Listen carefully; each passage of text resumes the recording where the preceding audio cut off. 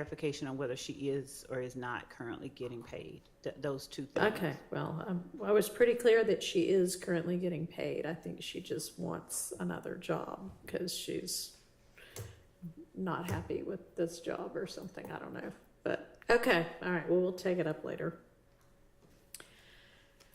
All right, anything else before we get the jury back in? Who's going to be up next for cross-examination? Is Mr. Nichols going to have any cross-examination? Okay. All right, let's get Mr. Copeland and... Your Honor, we do have to. Oh, okay. Hang on.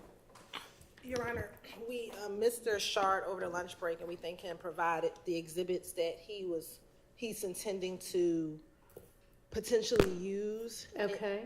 And so the state does have some objections to a few of his exhibits. And I don't know if the court received a copy of his exhibits. I don't have a copy. Did you send a copy to Ms. Percifield? Okay. Can somebody so that or pull them up or something? It's on a flash drive. Do you have another? Some easy way for me to be able to look at them.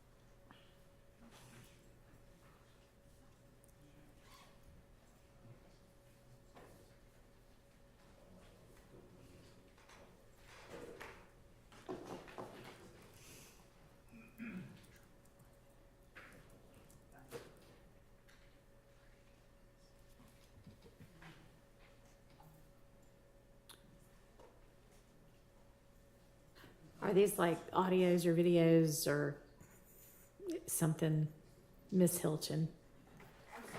What is it that you're objecting to? One of the exhibits was the same exhibit that Mr.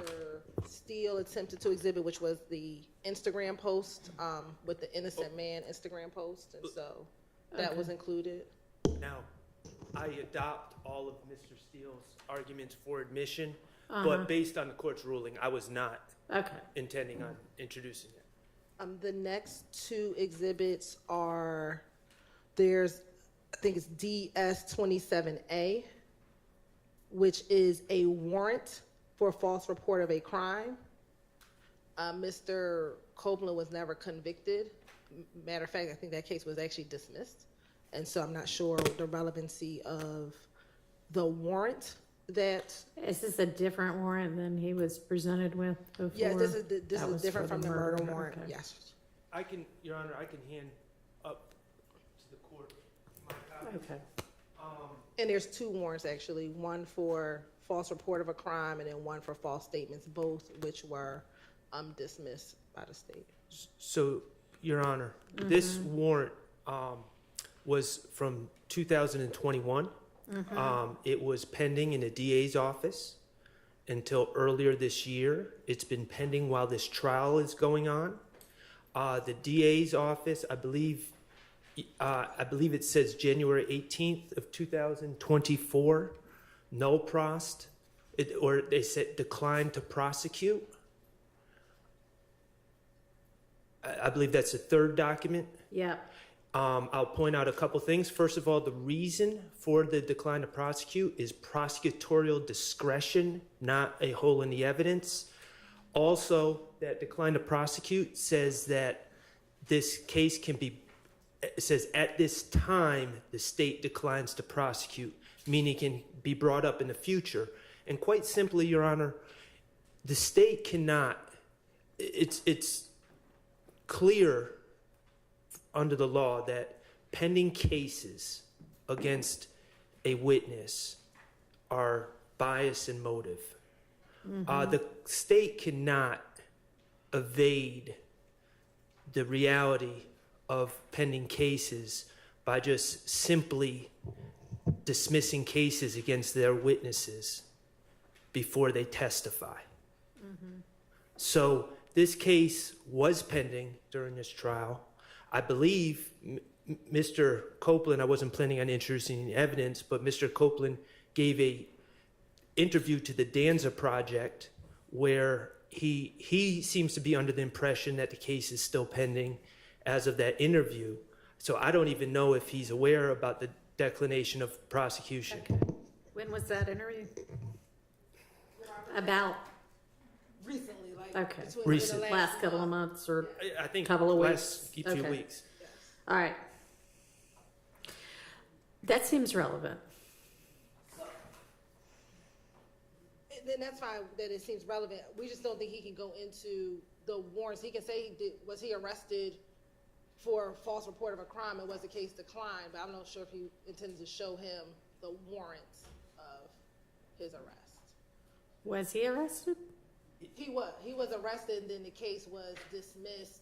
3 years later. Well, just to be clear, When was he was in arrested? jail. The false report of Oh. a crime is he accused a jail guard of using OC spray on him, and the jail reviewed the tape, and the jail guard didn't even have OC spray. Okay. And so that's, this going into the warrant trial, it was declined earlier this year in January of 2024.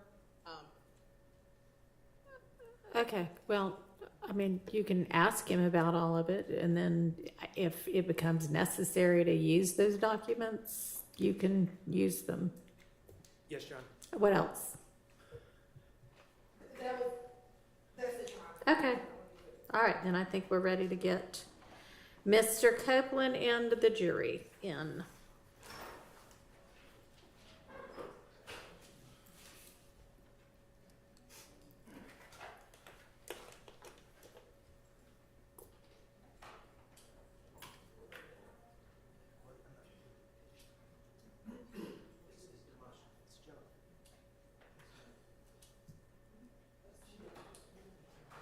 Your Honor, we just had one other thing Mr. Shar just brought to our attention that he intends on introducing, and I didn't know. Do we need to ask Mr. Copeland to step Yes. aside again? Sorry, we thought we were ready for you, but we're not quite. Just hang very close. I'm gonna have y'all come back from lunch 15 minutes earlier than the jury so that we can do these kind of things. All right, yes. Your Honor, it appears that Mr. Shar intends on showing him as a demonstrative a jail outfit, and I don't know the relevance of Why? showing him the jail outfit. Because a theme in this case has been the Fulton County Blues. In particular, on June 10th, 2015. He came in wearing that, right? I'm talking about 2015. Oh, 15, okay. 2015, Sorry. he's on- June 10th, okay. He's on video. Yeah. All right, there's a lot of June 10s. He's on video, and he's not wearing a jail outfit because they haven't brought him to the jail yet. Okay, Part of the reality of Rice Street, and I'm not asking this to go back with the jury, it's just a demonstrative. Part of the reality of Rice Street is you wear the outfit, you lose your individuality, your identity, you're thrown into Fulton Hey, County. no, that is nice and dramatic, but no, we don't need to do that. May I use a picture? No. Okay. Okay, let's get Mr. Copeland.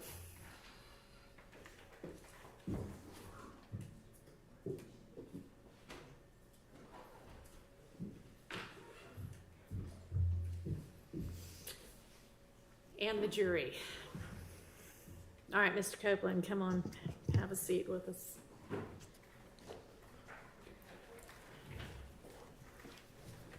Well, I guess stand up for the jury.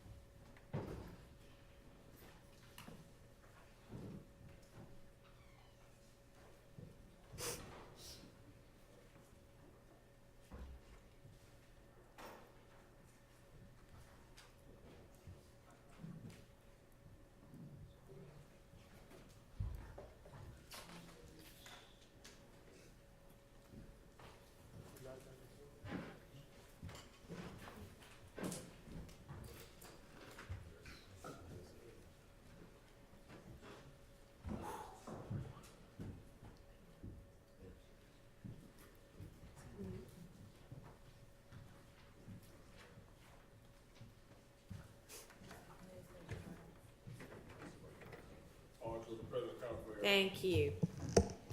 Hope y'all had a pleasant lunch. You good? Yes. All right. All right, Mr. Shart, you can proceed with your cross. Thank you, Your Honor. May it please the court. Good afternoon, everyone. Good afternoon, Mr. Copeland. Good afternoon. Okay, Mr. Copeland, we have never met before. Isn't that correct? No, Okay. We've seen each other in the hallway over no, last we never met before. Yeah, we never met before. My name is Max Shard, and I'm the attorney that represents Shannon Stillwell, okay? All right. All right. And I know you've been asked a lot of questions, and I'm going to try not to repeat questions that you've been already asked. I'm going to do my best. All right. All right, great. You do not want to be here today, At all. okay? And the reason you don't want to be here today is not because you're scared, correct? You know that. Okay. It is because what you said in 2015 was lies. You said it again? What you said in 2015 were lies, Right. okay? And specifically, when you said that Demekion Garlington told you something at that McDonald's about Mr. Stillwell, that was a lie. Right. You lied to get out of trouble. Right. You lied as part of your finesse to the police. Right. You've testified that if the police mentioned anyone, you were going to come up with a story about them to get yourself out of trouble. As y'all seen. And the police mentioned Jeffrey Williams. Right. They called him a big fish. Right. And you lied on Jeffrey Williams. Right. Okay. Mr. Copeland, I'm going to ask you, do you still have that listening device? Huh? Do you still have the listening device? What's that? The ear thing? Earbuds. Oh, they right here. Yes, okay. I'm going to play a clip for you, okay? Mr. Kokomo, could you play what has been marked DS230? And for the record, this is a clip from State's Exhibit 378 Yankee Echo, which is the June 10th, 2015 interview, and it's from 9:53:35 to 9:54:10.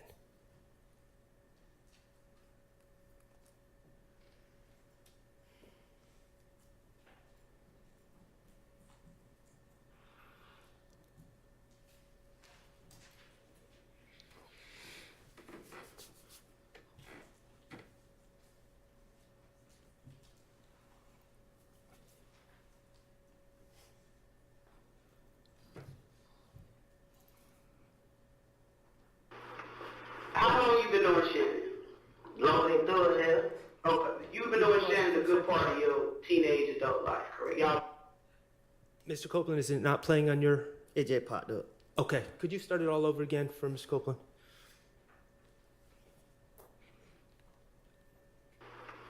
How long you been knowing Shannon? Long as through as hell? Okay. You've been knowing Shannon a good part of your teenage adult life, correct? Y'all basically grew up together, right? Went to school together. Y'all like brothers. You, Demekion, and Shannon. That's from what I know. Yeah. So I can pretty much assume that if it's something like that that they did, even if you weren't involved in it, you know about it. Because I'm telling you, everything kind of keeps coming back to you. You understand? Because Shannon them out there on the streets now. Okay. In that clip, Investigator Gaither is asking you about Shannon, correct? This sound like it. Okay. I can't barely hear it. That's why I took the headphones out. Are they not working? No, it's just like the way the way I can hear, it's not clear enough for me. That's why I had to listen like out loud. Okay, I understand. All right, well, we're going to do our best to work through that, okay? All right. So, regardless, in that clip, I'm going to ask you about that clip, and you can, if you didn't hear it, you didn't hear it. Investigator Gaither tells you that while you're in the interview room with her, Shannon is out on the street. Isn't that correct? I just heard that. Okay. Investigator Gaither says to you, if Shannon's involved in something, you know about it, correct? I didn't hear that. Only thing I heard was just the last part where she said he on the street. Okay. You now realize that the police were saying some things, such as Jeffrey's on a European tour, or Shannon's on the street and you're in here with us, to try to get you to tell on other people, correct? Objection, speculation. Sustained. Is that how you took those statements at the time? I don't get what you're saying. Did you take those statements when Investigator Dennis told you that Jeffrey's on a European tour while you're sitting in the investigator's room, or Shannon's on the street while you're in the interview room?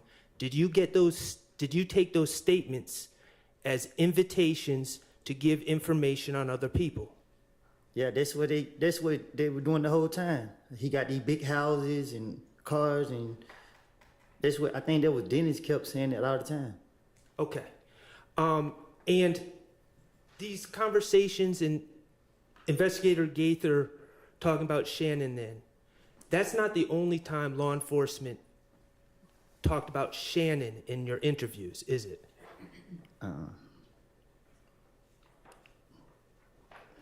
They would talk about Shannon yeah. a lot. Yeah, right. And let me ask you this. These interviews that we have, are those the only time you talk to the investigators about this case? No. Okay, you would have phone conversations with investigators, right? Yes. Phone conversations with Investigator Gaither that aren't recorded? What you mean? Did you record the phone conversations? Mm-mm. Have you ever heard a recording of the phone conversations? No. Okay, so as far as you know, phone conversations with Investigator Gaither, you had those, right? Yes. And as far as you know, they're not recorded. We had conversation that I ain't heard. How many conversations would you say you had with Investigator Gaither from January 1st, phone conversations from January 1st to, we'll We say talked a lot. June 10th? Weekly, daily? I can't a lot. Okay, what about Investigator Thorpe? You talked to him on the phone? No. Okay. What about, But I did, but not as often? yes. Okay. What about when they bring you to the interview room? Okay, obviously we see videotapes of you in the interview room. Do the police talk to you outside of the interview room before you go in there? Yes, they do it all the time. Okay. And are those conversations about what you need to do? Yeah, some like that. Okay, and what officers had those conversations with you to your recollection? Shit, everyone they have me. Okay. So the bottom line is you said that the state were asking about Jeffrey when Mr. Steele was asking questions, right? Yes. Okay, the reality is the state was also asking about Shannon. Yes.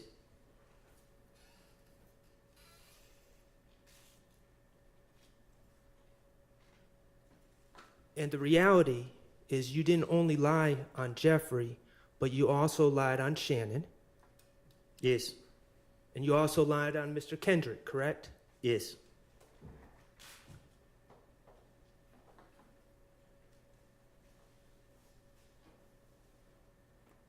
You remember when Attorney Steele showed you that video from the Texaco gas station and asked if you saw Jeffrey Williams walking around the Texaco changing cars? Yes. Okay, I'm not going to play that video again. all right? Thank God. Yeah, I don't think you're the only one that's saying that. But when you watched it, you didn't see Shannon changing cars at that Texaco either, did you? No.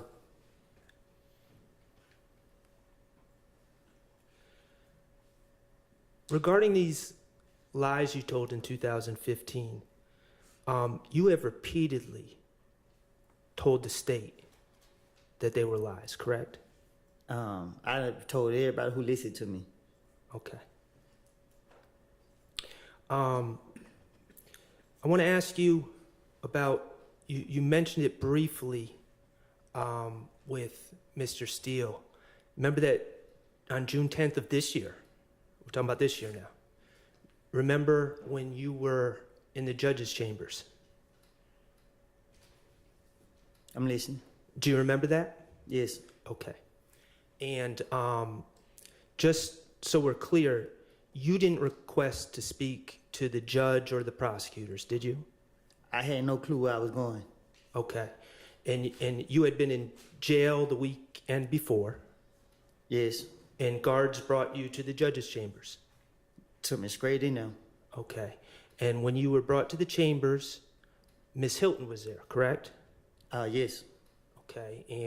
The SWAT team. And security, whatever they were, you saying the SWAT team. I was not there. No, I didn't see you. Okay. Mr. Stillwell wasn't there. Who? My client, Mr. Stillwell. Shannon. No. Okay. And none of the other defense attorneys were there. No. Okay.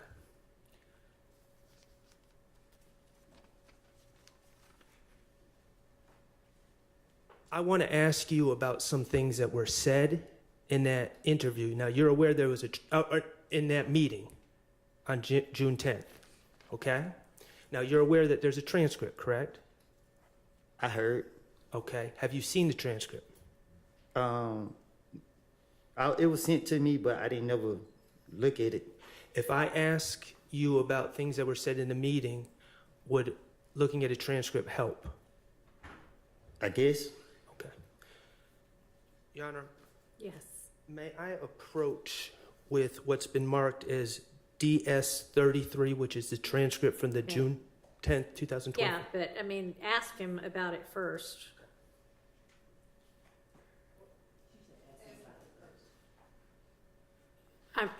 Ask him about it, Oh, and okay. then if he needs to see it, then Okay. you can give it. Okay. You can hand it to him, but Thank you.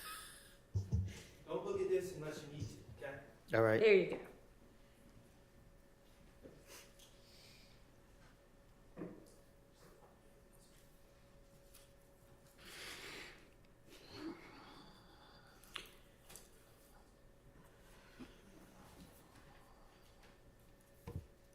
Mr. Copeland, in that meeting in the judge's chambers, did you tell Miss Hilton that you've never been truthful in your life? Yes. Except when you're telling them that you're a liar. Right.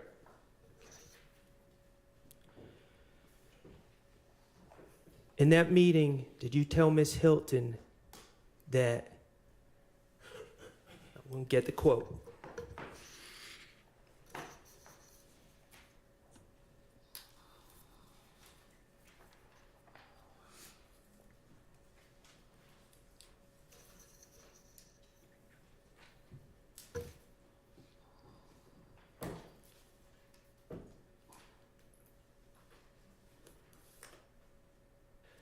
so when the police question me, they don't question me every time they lock me up. I don't know how many times that was. I done told them whatever different story I could think of to try to finesse my way out of the situation. I don't recall what I told them. Yes.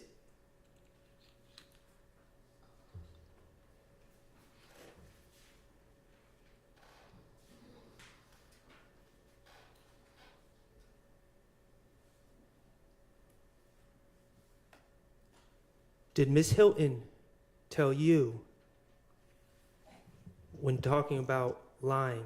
But if I know that you are lying about that, I do not intend to do that. If I know that right now he's lying, I know he's lying, I'm not going to charge you because I don't know your reason for doing that. He said, did she tell me that? Yes. Yes.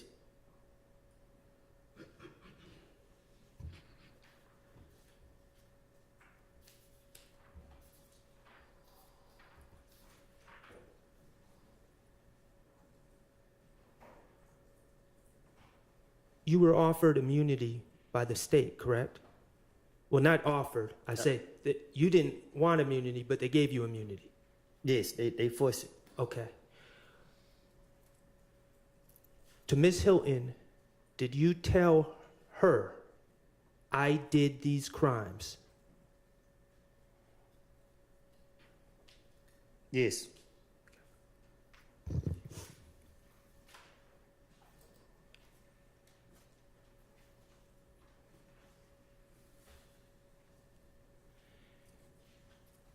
And they have insisted that you testify, correct? Yes. They have told you it's okay if you say, I don't recall, when asked about your prior statements, correct? Huh? They told you you can say, well, let me back up.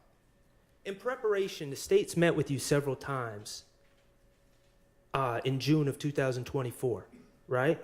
I don't know what you're asking me. Okay. Take yourself back to June 2024, okay?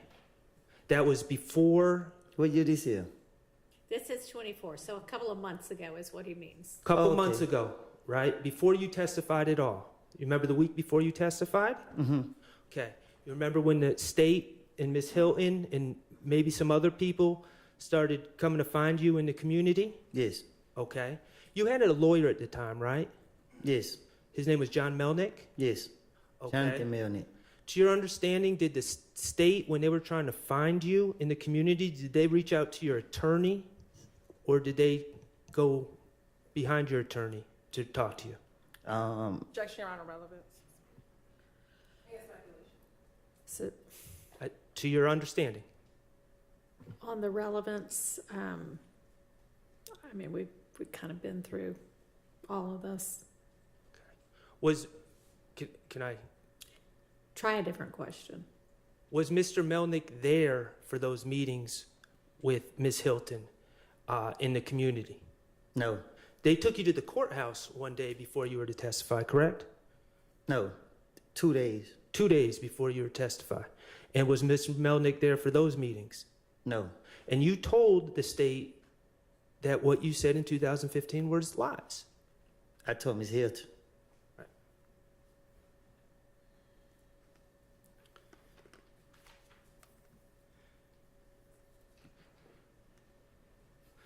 Okay. I'm going to change subjects, okay? Now, I'm not going to ask anything too personal, but I'm going to ask a little bit about your life, okay? Is that okay with you? No. All right. Let me ask you this. At some point in your life, you lived in Mechanicsville. Mm-hmm. Yes. Okay. And as I understand it,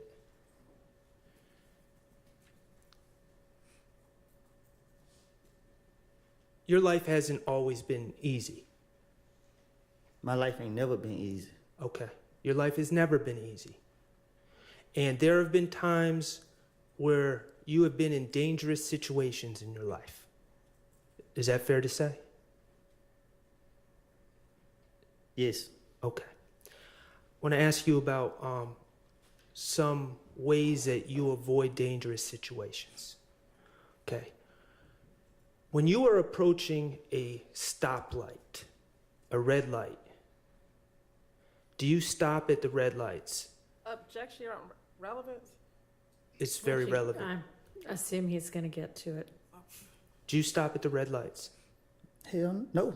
Okay, you said hell no. Yeah. Okay. Why don't you stop at red lights? Because I want to live. Okay, and when you say because you want to live, what are you afraid of at red lights? What is your concern? Somebody pulling up on the side of my car. Someone pulling up on the side of the car and shooting you, correct? Yes. Okay. And so when you pull up to red lights, you might stop briefly, but then you, I'm not stopping at all. okay, so you just keep going. Right through it. Okay. I appreciate you telling us that information. And is that during the day and night? There's no any red light. Okay. If the police right there, I turn off. And you've actually told the police this in a prior interview in 2021. You told them that you don't stop at red lights, correct? You told Investigator Flores that. Prior did. Okay, what about tinted windows? Do you prefer to drive cars with tinted windows? This Garrett, this must. That's a must. Why is that a must? So people don't know I'm in that car. Why don't you want people to know you're in that car? Because they like to shoot at cars. Okay, so is that a form of self-preservation, riding around in cars with tinted windows only? You better. Okay. And let me ask you this: with the red lights, are you the only one that does this, or are there other people in your in Mechanicsville or in other areas that do that as well, to your knowledge? Speculation irrelevant. Well, he said to your knowledge, I think I'm To your gonna allow knowledge. it. Most of the people I know run lights. Run lights. Okay. What about the tinted windows? Even my sister and them got tinted windows. Okay. Finally, I want to ask you about wearing a mask. And when I say a mask, I don't know what to call it. So maybe if you can educate me and the jurors. Talking about a cloth mask with a hole right here. Mm-hmm. Okay. What do you call that type of mask? Shit, different stuff. I call it a mask. Some people call it a shiesty. They just got different names to it. Okay, I'm just going to call it a mask, but to be All right. clear, we're talking about the same things. And you've worn those masks before, correct? Yes. Okay.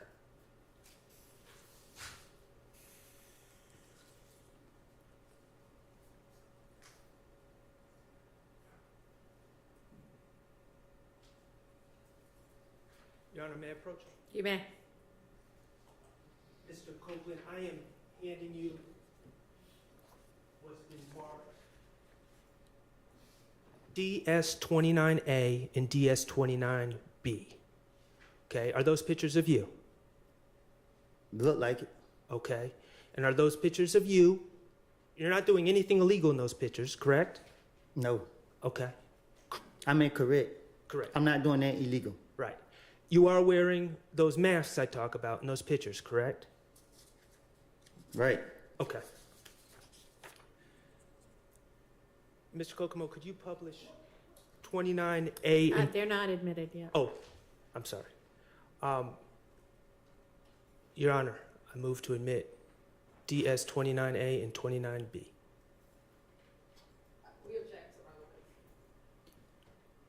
I assume this is gonna be kind of the same lines of testimony. They're admitted over objection. Mr. Kokomo, could you just publish one of them, 29A?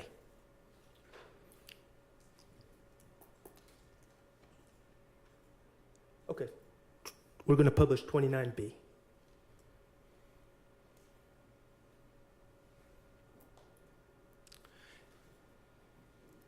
Okay, now, Mr. Copeland, on your screen, that's the type of mask we're talking about, and I just want the jurors to be able to know what we're talking about.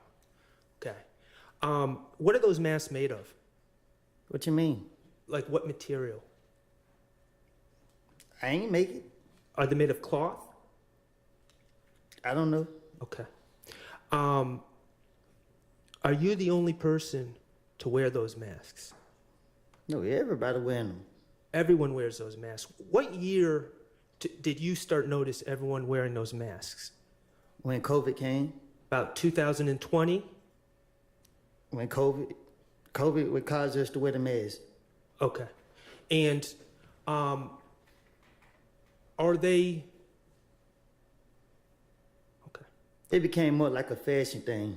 That's what I was about to ask you. It became more of a fashion thing. Right. Okay. And where can you buy those masks? Shit. Anywhere. Gas stations sell those masks? Yeah. Okay. Corner stores sell those masks? Beauty supply store, all that. Okay. They're not rare.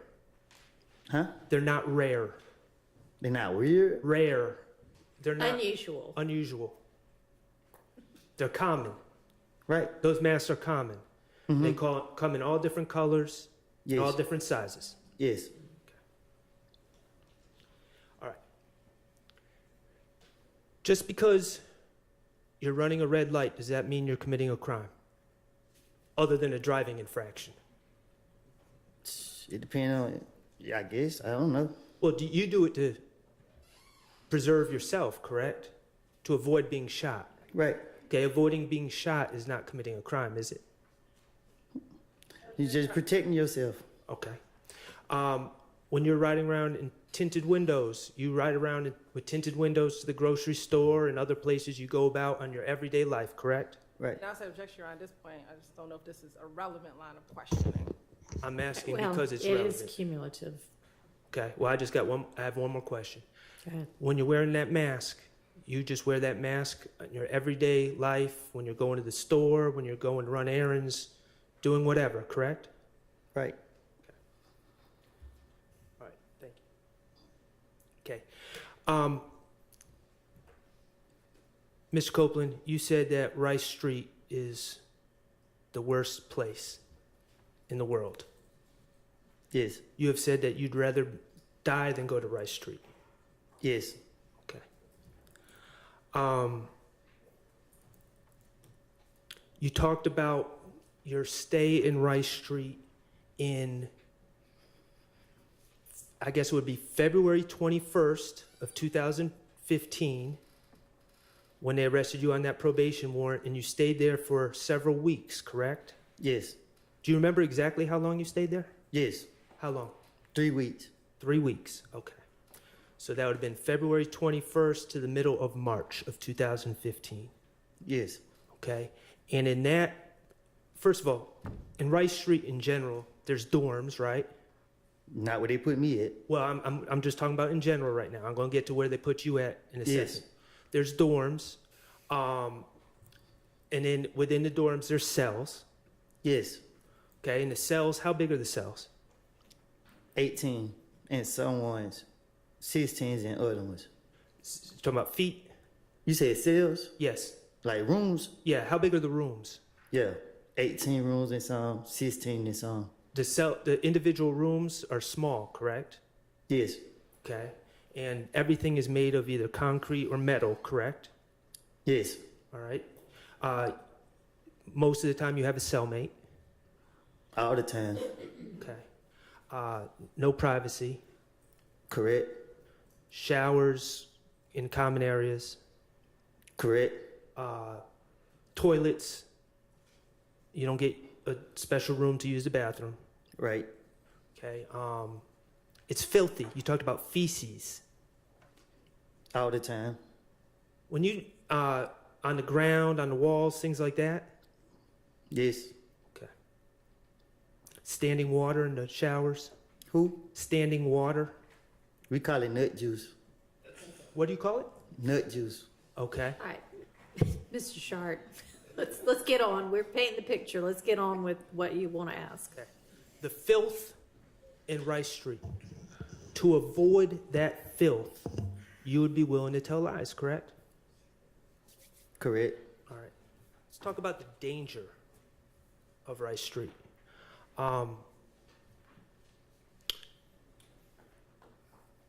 What's a shank? A knife. Okay. Knife made of just a random piece of metal, correct? Whatever you can make with.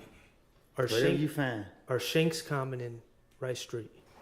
Is they who? Common. What you mean? I keep using that word. Is it unusual for people to have shanks in Rice Street? When I say people, I'm talking about the inmates. You saying do they have them? Yes. Yes. You better have one. Okay. And is it a concern of yours that someone that doesn't like you would have a shank in Rice Street? Yes. Okay. You know jail, you know Rice Street to be a particularly dangerous place, correct? Yes. And it's a particularly dangerous place for you, correct? Yes. You would lie to avoid the dangers of Rice Street, correct? Yes. I want to talk about the isolation. Okay. In February of 2015, you were arrested, and let's be clear, you feel it was a bogus probation warrant, correct? It was. Right. You were on probation and they accused you of not completing your community service. And I didn't even have community service Right. to do. And even if you did, you never heard of anyone getting locked up for failing to do community service on probation. I even called my probation officer and she said she didn't do it. Right. I understand. And so when they locked you up in February of 2015, they put you in isolation, correct? If that's what you want to call it. Well, you said, I think the way you described it was the medical unit. There was sick people, it was disgusting, people were talking to themselves. Yes. People were doing worse stuff than that, eating their stuff. Okay.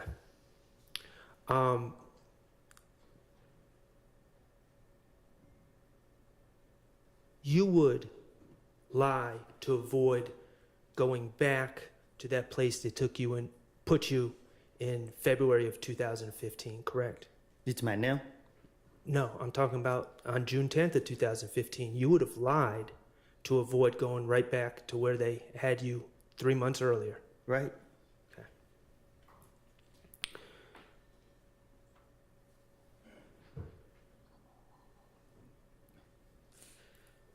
Mr. Kokomo, could you play DS23Q, which is States 378 Yankee Echo, June 10th, 2015 at 4:16:13 to 4:16:36.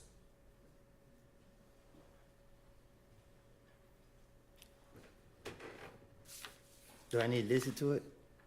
I would appreciate it if you did. Thank you.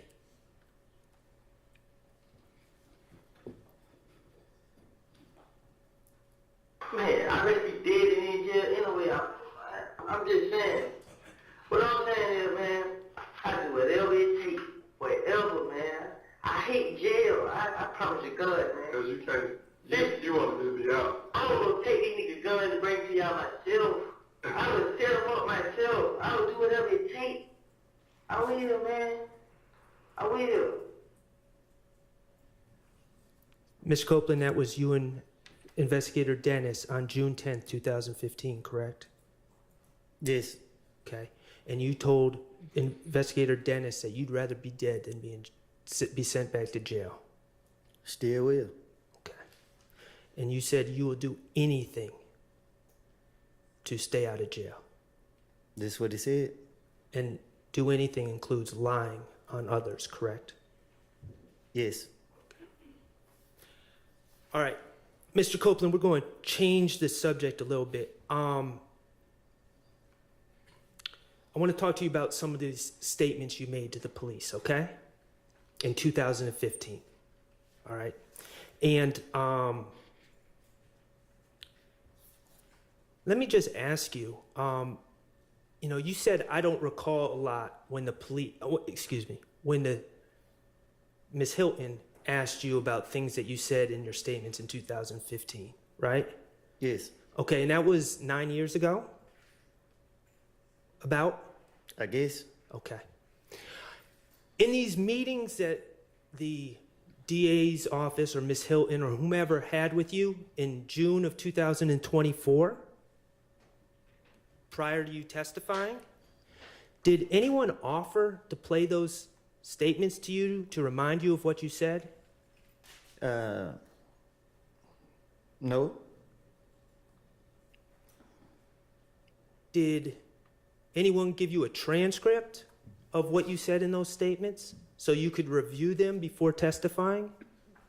No. They just told you, if you don't remember, just say, I don't recall, correct? Yes.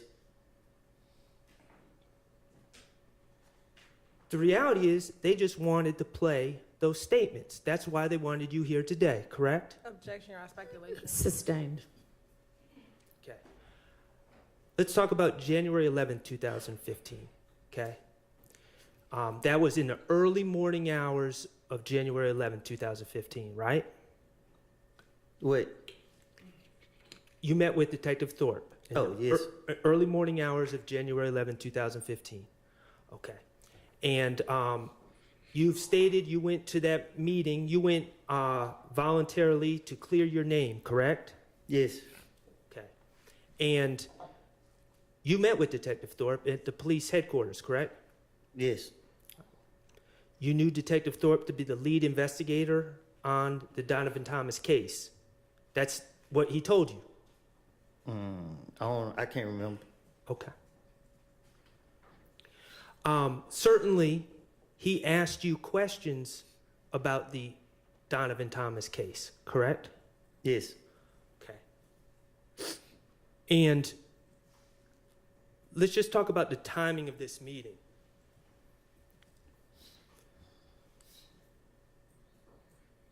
If, and I know we're saying it did not happen, I want to be clear on that. If Demekion had told you something at the McDonald's, right? Now listen. This meeting with Detective Thorpe would have been hours after Demekion made that statement, correct? It would have been the same night, just after midnight. But he never told me that. I understand. I understand he never told you that, but I'm saying if he did. Are you saying that The meeting was mere hours after. it would have been? Right, it would have been. Okay. And Detective Thorpe asked you about the Donovan Thomas shooting, correct? That's what his purpose of calling me down now. And you showed up, and you went through your movements that day, correct? Yeah. Your movements from January 10th, 2015. I think I did. He asked me where I been. That's what you asked me? Right. And you went into details about everything that happened that day, correct? I guess. Okay. That meeting on January 11th, 2015, you never claimed that Demekion Garlington told you that Shannon Stillwell, Diamante Kendricks, Duwop, and Nard killed Donovan Thomas, did you? You never told him that on January 11, 2015. No, I didn't. Okay. And the reason you didn't tell him that is because you hadn't made up that lie yet, correct? Right. Let's talk about January 28th, 2015. That was your second recorded statement. And I understand what you've testified to. There may have been phone calls and all sorts of other communications in between there with police. But January 28th, 2015 was your second recorded statement. Okay? You met with Investigator Dennis, Investigator Gaither, and Detective Thorpe on January 28th, 2015, correct? I don't know the date, but yes. Okay. And they certainly asked you about the Donovan Thomas shooting, correct?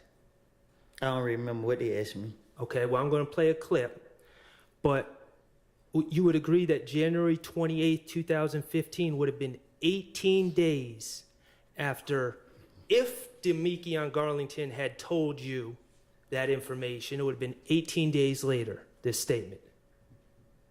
I guess. I don't keep up with time. Okay, 28 minus 10 is 18, so 18 days between January 10th, 2015 and January 28th, 2015. You with me? All right. All right, cool. Mr. Kokomo, could you play DS-20A, which is States 378 Yankee Beta from 722.37 to 724.40. Jeff, who you think killed that? Okay. You're prime suspect, but move yourself out the equation. Okay, did you hear Investigator Dennis ask you, who do you think killed Nut? Yes. Okay, go ahead.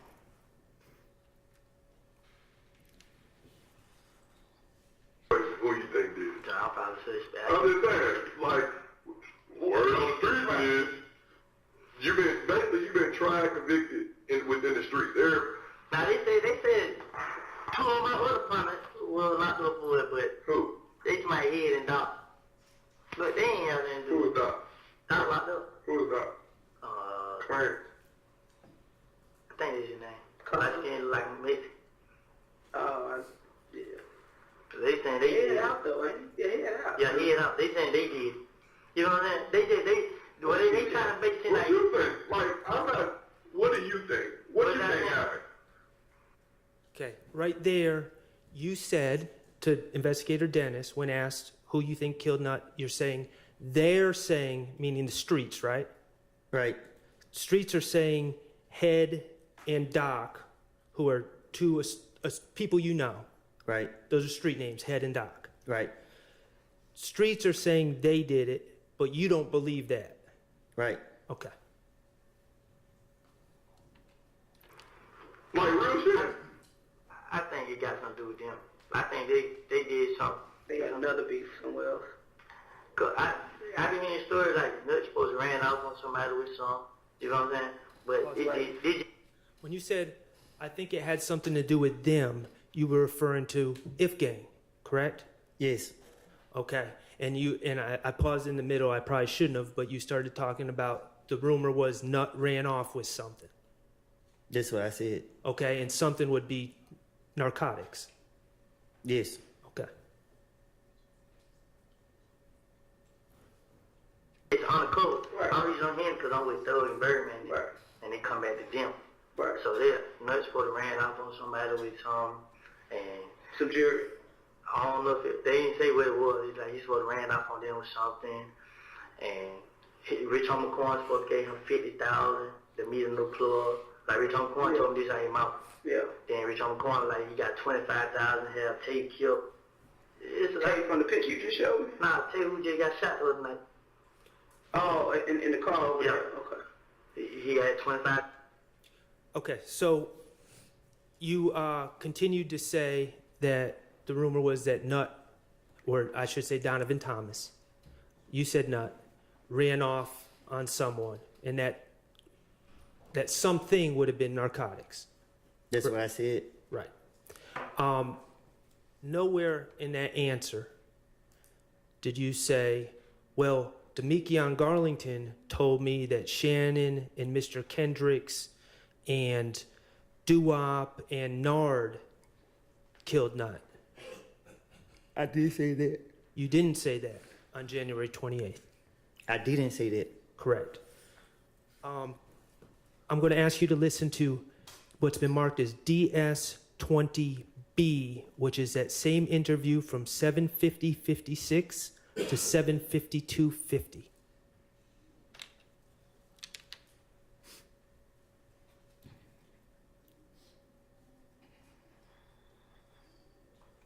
Answer He this. never ain't spoke on it. Why was people saying Birdman had something to do with all this? Because that's what they gonna do. They gonna do what they, like, I realize it. You know what I'm saying? They say they bagged me up. It might be, but they paying for it. So, They financed it. yeah, that's what they saying. So I just like, man, whatever. What about Nut stole his watch? Stole what? Birdman watch. I doubt it. Because when you go in Birdman's house, you're not gonna go in their room. That's Shannon calling right there. But, like, every time you in the Birdman house, you go in the living room. Don't nobody go in his room. What about Kels and Greedy stealing the watch? Stealing from him or something? Never heard nothing back. What about Kel knocking off Nut? Doubt it. No, I ain't gonna say I doubt it. I didn't hear that. I'm gonna say I doubt it. I don't know. Because when him and Thug, like, he was just like, well, call Nut. I'm gonna tell Nut about this. You know what Like I his mean? big homie. Yeah. Like the big brother, like I'm telling, like the boss. Yeah, like, he just like I gotta tell Nut what he need to say. I'm looking at him like, why you gotta tell Nut? But I ain't never seen that. Like, look right here. What about Thug knocking off Nut? Like I said, I really can't say, like, when it comes out of Nut, I don't know. I don't know nothing about it. Who did you hear? You said that you heard just in the streets that Head and who's the other dude? No, they say they got locked up for it. He got locked up with the gun, they killed Nut, and all this shit here. Who told it? Yeah, right. It be 50% truth, 50% falsehood. It be 100% lie. No, he did get locked up. Okay. So in that clip, Investigator Dennis is again asking you about your theories about who killed Donovan Thomas, correct? That's what I heard. And he floated a theory about Birdman being behind killing Donovan Thomas because Donovan Thomas stole a watch of Birdman's, right? You heard that? Yes. And you said you don't know anything about that or you doubt it, correct? Yes. All right. And then he asked about Greedy. And Greedy is Donovan Thomas's brother, right? I guess. Okay. And you said you didn't know anything about that. Right. Okay. And then he asked about Yes. Kelvin Watts, Shell Kel, killing Donovan Thomas. And you said you never heard anything about that. Yes. And then he asked about, I think he said Thugger. We're talking about Jeffrey Williams. And you said you don't know nothing about that. Right. Correct? All right. That second time when you were asked about your theories about who killed Donovan Thomas, you never said that Demekion Garlington told you that Shannon, Mr. Kendricks, Nard, and Doo-Wop killed Donovan Thomas, did you? Because he didn't tell me that. I understand. Okay, I'm going to play DS20C, and I'm going to ask you to listen to this clip as well.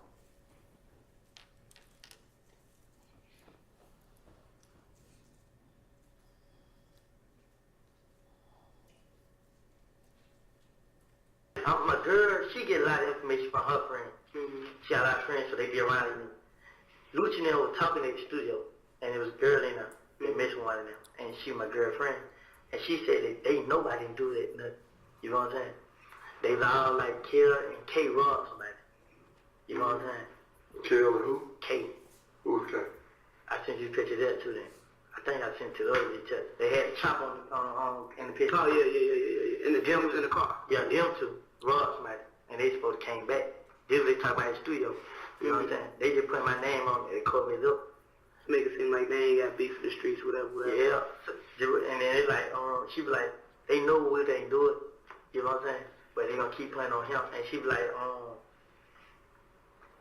K, when the nut got killed, K first one called everybody like, we killed Nut. Tell the mom now we did.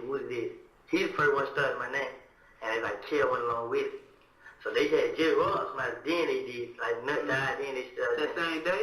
I don't know when. They just Ross, man. And Nick's supposed to be coming back for them. You know what I'm saying? Like, Kill Rock, Fly. He robbed one of them. So, in that clip, Mr. Copeland, again, you were asked about your understanding or what you've heard about who killed Donovan Thomas, correct? Right. And you said that you said that your girlfriend or a female friend of yours was at the studio and she was told that Kel and Kay had robbed somebody. That's what I said? Yes. Yes. Okay. And that the people that Kel and Kay robbed came back and killed Donovan Thomas as revenge for being robbed. Yes. And you said that Kay then started putting it on you to cover his own tracks. Yes. And you also specifically said your understanding was Kelvin Watts, the robbery he did was to Fly's plug. Yes. Okay. And so we're clear, Fly is Mr. Jervin Henry. Do you know his government name? No. Okay. He's someone who runs clubs, correct? And runs TIG, the record label. I guess. Okay. And when you say plug, what do you mean by plug? That's a drug distributor, correct? That's just a phrase that we use. I don't know. Is it involved in the drug game? I guess. Okay. The bottom line is you gave, on that third clip, you gave some more information about things you heard, but you never said, detectives, let me tell you, Demekion Garlington told me that Shannon, Mr. Kendricks, Doo-Wop and Nard killed Nut. Did you? I never said that. And the reason you never said that on January 28th, 2015 is because you hadn't made up that lie yet, had you? Yeah, Yeah, you had, or no, you hadn't? I haven't. Like, Okay, and the reason you hadn't made up that lie, let's just be clear, on January 28th, 2015, no one was trying to lock you up, right? I just didn't have no reason to. Right. You had no reason to finesse at I- that time. Right? They lost like I was.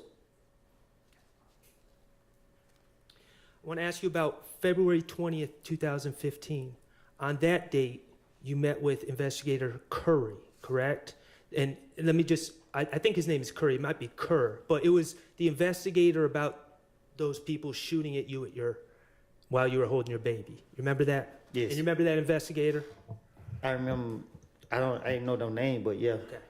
And that would have been 40 days if Demekion Garlington had in fact told you that my client and others were responsible for Donovan Thomas's death. That would have been 40 days after you received that information, if that had occurred, right?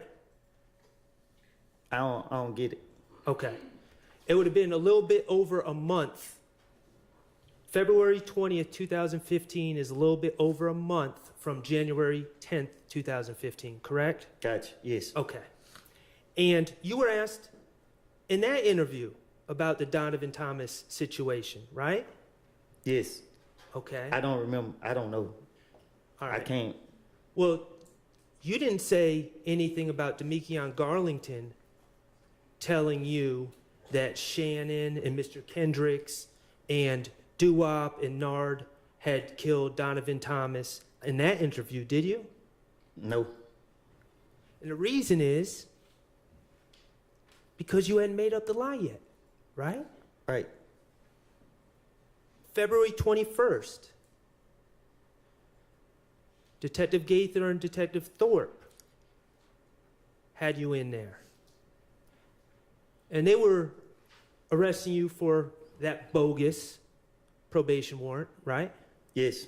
And you knew it was bogus. You didn't think that it was actually going to stick, did you? Right. They asked you about the Donovan Thomas case. And this would have been 41 days after Demekion supposedly gave you that information, right? Right. And you never told them that Demekion Garlington told you that Shannon, Mr. Kendricks, Doo-Wop, and Nard killed Nut, did you? Right. We can agree that in the 4 recorded meetings prior to June 10, 2015, you never claimed Demekion Garlington said those things about my client or Mr. Kendrick, correct? Right. So let's talk about June 10, 2015 and what makes that date different.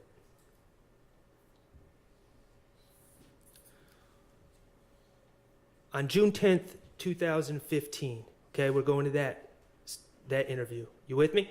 Yes. All right, appreciate you. You met with Investigator Gaither, Investigator Dennis, Investigator Thorpe, and Federal Agent Cunningham, correct? No. I didn't meet with them. They brought you to the interview room and they came in the room. Yes. Okay, you didn't choose to meet with them. No. All right, and let's just talk about the circumstances. And I'm going to show you a picture that's already in evidence. I believe it's 378 Yankee Echo 1. If I may approach you and get that, Your Honor. You may.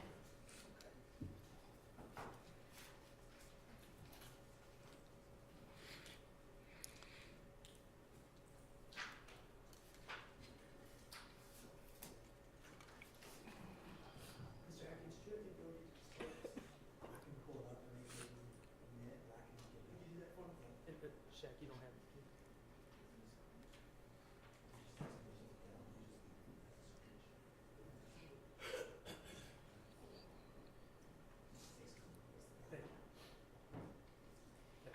May I approach? You may. I'm handing you what's been marked as 378 Yankee Echo 1. That's the state's exhibit. That is a picture of you in the interrogation room on June 10, 2015, correct? Yes. Okay. I'm going to just wait till we can display this.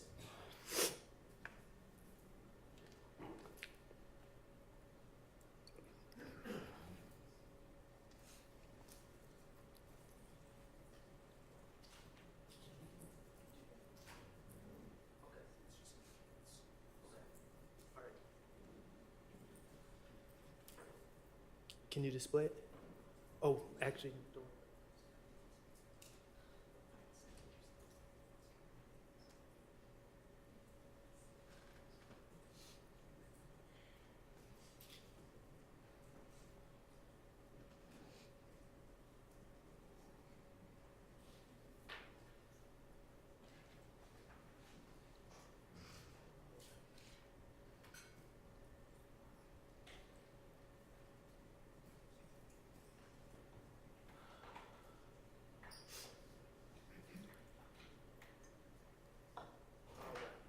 Thank you, Mr. Atkins. All right. Mr. Copeland, when you go to jail, you wear a blue jail outfit that's given to you by the Fulton County Sheriff Department, correct? Yes. Okay, and it says Fulton County Jail or Fulton County inmate on the shirt and the pants, correct? Yes. You absolutely hate wearing that blue outfit, correct? Without a doubt. Okay. In this picture, you are not wearing one of those blue outfits. You're wearing street clothes, correct? Right. Okay, but let's just be clear. In that picture on June 10, 2015, when you're being interviewed, your hands are shackled together, correct? Yes. You have leg irons on, correct? Yes. And the leg irons are attached to an anchor on the ground so you cannot get up and run, correct? And they're hurting. And they're hurting. And you knew that it was only, unless something drastic happened, it was only a matter of hours before you were going to have a blue Fulton County jumpsuit on, correct? Yes.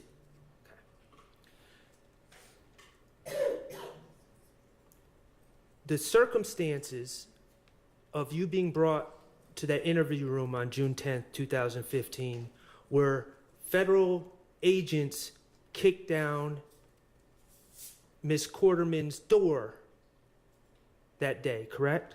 Yes. Okay, and they kicked down that door looking for you because they had an arrest warrant for you. Yes. They had an arrest warrant for you for the April 28, 2015 possession of a firearm incident at the Dunbar Rec Center. Yes. Okay. And while in the apartment, they saw some things, correct? Yes. And they went and got a search warrant. I don't know. You're not sure if they got a search warrant? Okay. The bottom line is they searched your apartment. They did.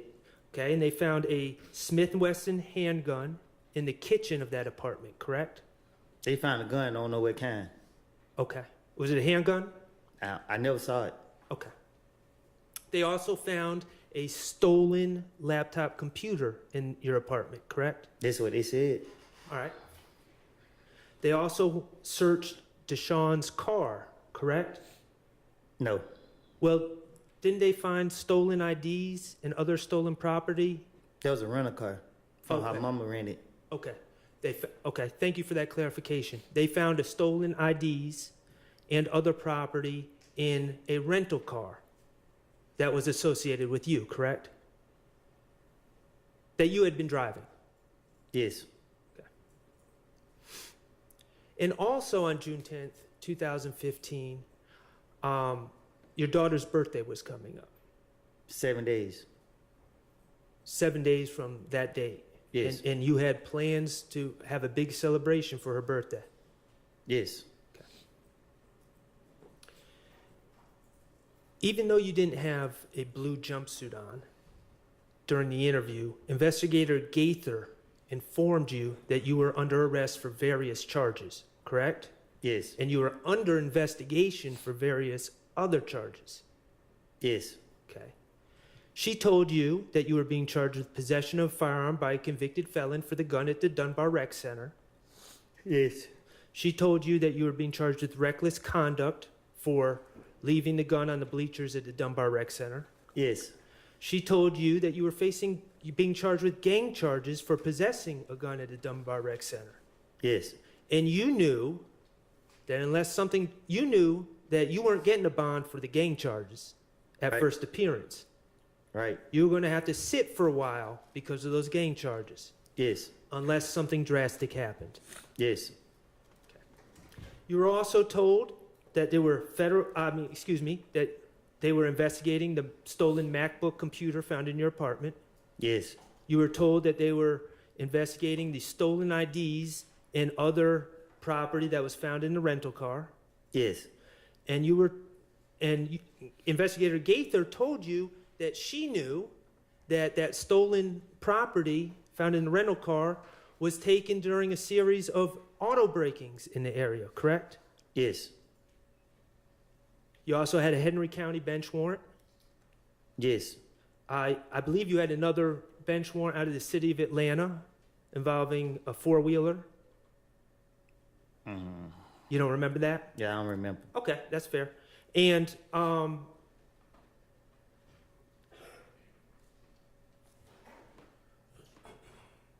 eventually, Investigator Cunningham also told you that you were facing potentially federal charges Yes. for the gun that was found in the apartment, correct? Yes. Okay. Investigator Gaither told you it's real now, it's about to be real, right? Yes. What'd you take that to mean? Exactly what she said. She was telling you, the way you took it, it was time to get to talking, correct? Yes. If you wanted to get out anytime soon. Yes. They told you that there was no way around that charge at the Dunbar Rec Center, that it was on video, Yes. that you were dead to rights, Yes. that they had all the control in the situation, correct? Yes. I think it said open and shut case. And let's be clear. Even though you don't have that jail uniform on in this picture, you were thinking about how you just got out of jail 3 months prior. You had just been in jail in that horrible unit with feces and people talking to themselves and people eating whatever they were eating and the isolation. And you were thinking about that on June 10th, 2015, correct? Yes.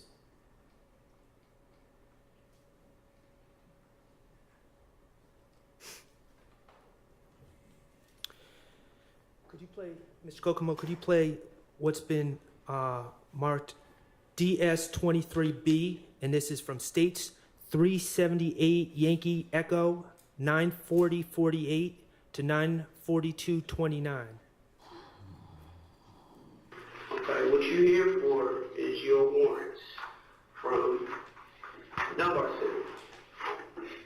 Can you tell me what's going on with that?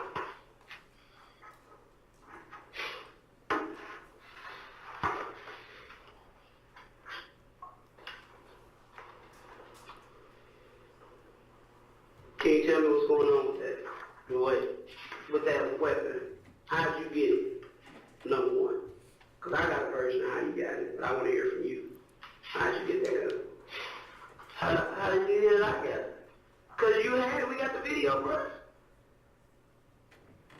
We got the video. So my question is to you, how did you become in possession of that? We ain't really gonna do the back and forth today. I know y'all. We ain't going back and forth today. That's what Investigator Gaither told you. Say that again. We ain't going back and forth today. Right. You took that to mean that they are in complete control, correct? That's what it mean. You took that to mean that you needed to tell them what they wanted to know, or you weren't getting out, correct? This is it. That's what I took it as.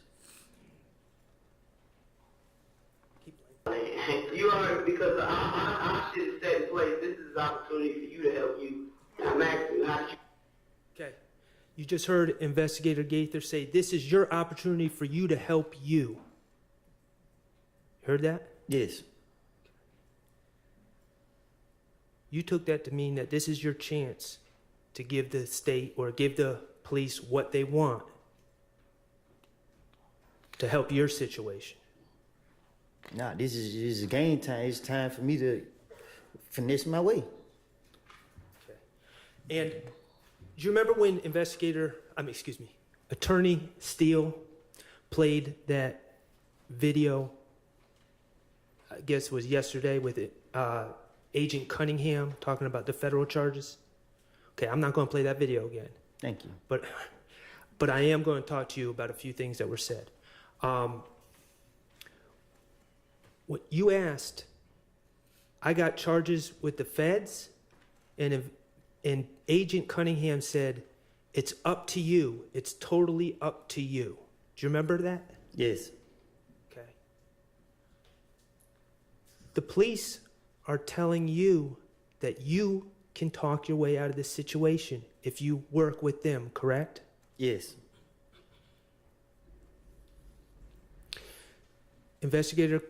Agent Cunningham told you you're clearly guilty. She told you that they had you dead to rights. Do you remember that? I think she said open and shut case. Okay. You took that to mean they have complete control and you need to play their game if you want to get out, correct? Yes. Okay. Agent Cunningham told you about the charges you were facing. She told you that federal sentences don't have parole, Yes. no early release. Yes. She told you that with federal cases, they don't typically let prisoners stay in Atlanta, right? Right. She said that they were typically going to send you to some other state to serve your federal time behind this. Right. You didn't want to be separated. You love your daughter, don't you? With all my heart. You post about your daughter on Instagram and you're proud of your daughter, correct? Yes. And you consider yourself a good father, don't you? I try to be. Okay. And you did not want to be separated from your daughter in some federal prison in another state, did you? Who want to? Understood. And Agent Cunningham also said that to her understanding, you're a 3-time convicted felon, making you an armed career criminal in the federal system, correct? Remember hearing that? Yes. She told you that you were facing 15 years without parole, plus another 10 years without parole for the gun charges, correct? Yes. 25 years without parole, and that's not even including the conspiracy charges. Right. You were 23 at the time, and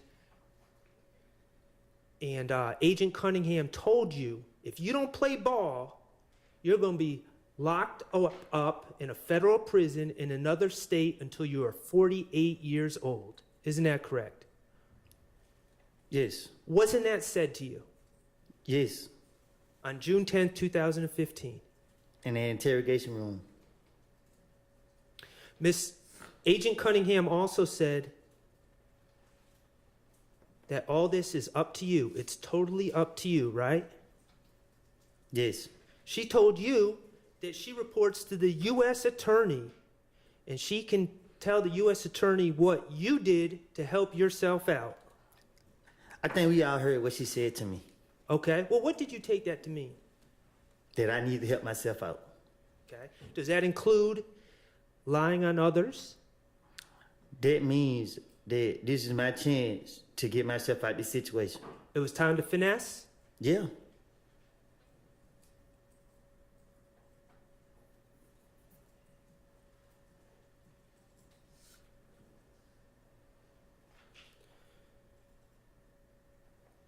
Could you, Mr. Kokomo, could you play 23E?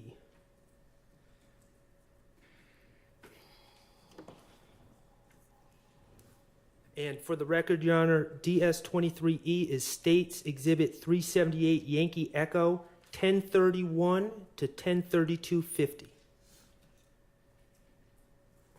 Do you understand the rank that Nut had? Do you understand the rank that Nut had? Yeah. What was he? In, I don't know. I didn't know he was. he was like the third or fourth ranking blood in Georgia.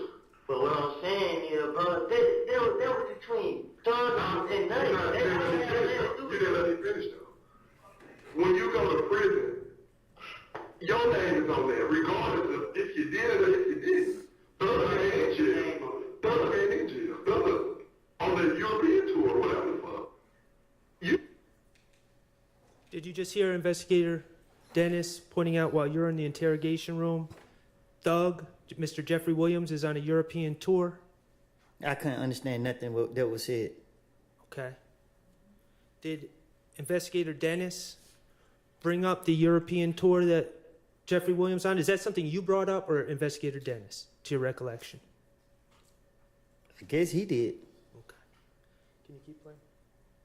The one that's gonna go courtside for that, and it ain't no protective custody. It's you. So you the one that's gonna have to speak on what you need to. If you need to speak on what you need to speak on, help. Okay. Did you hear Investigator Dennis say that you were going courtside? Yeah, I can't hear it the way it sounds. Okay. And that's okay. Did you hear him? I'm just going to keep asking. If you didn't hear, you didn't hear.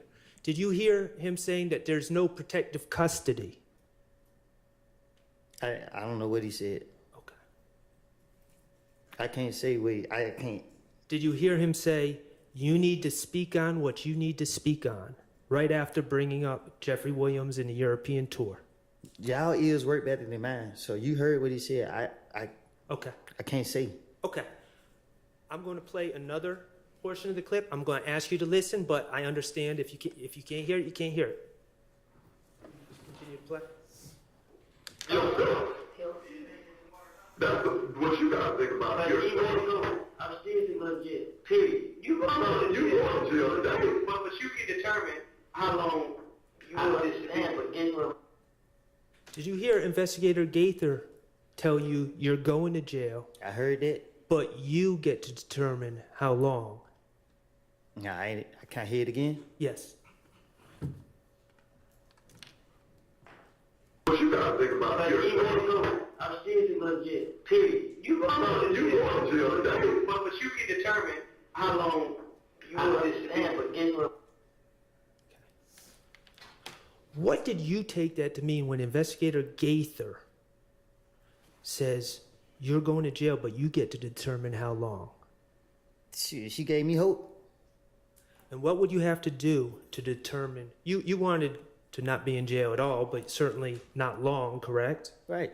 So what did you feel you needed to do? Listen to her and see can I finesse my way out of it. Does that include lying? That's the first thing first.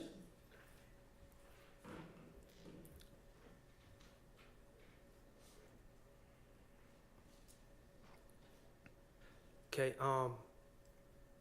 Mr. Kokomo, could you play DS-23D, which is States 378 Yankee Echo, 10:04:20 to 10:06:25?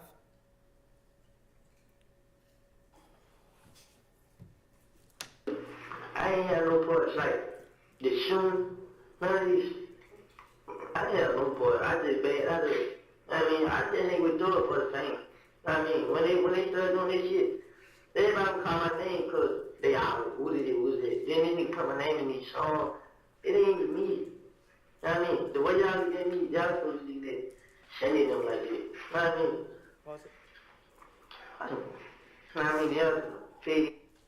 Did you just hear yourself say that people are accusing you of things? Bro, I can't hear nothing in there, bro. Okay, could you play that again, Mr.? I can't hear it. You can play it 1,000 times. I Okay, can't we're hear going it. to try it one more time. because I think it's important. But Mr. Copeland, if you can't hear it, we'll move on, okay? Y'all ears are better than mine. I understand that. I'm not blaming you. I ain't had no parts like the shooting, none of these. I didn't have no part. I just ain't would do it for the fame. I mean, when they started doing this shit, everybody would call my name because they all, who did it? Then they put my name in these songs. It ain't even me.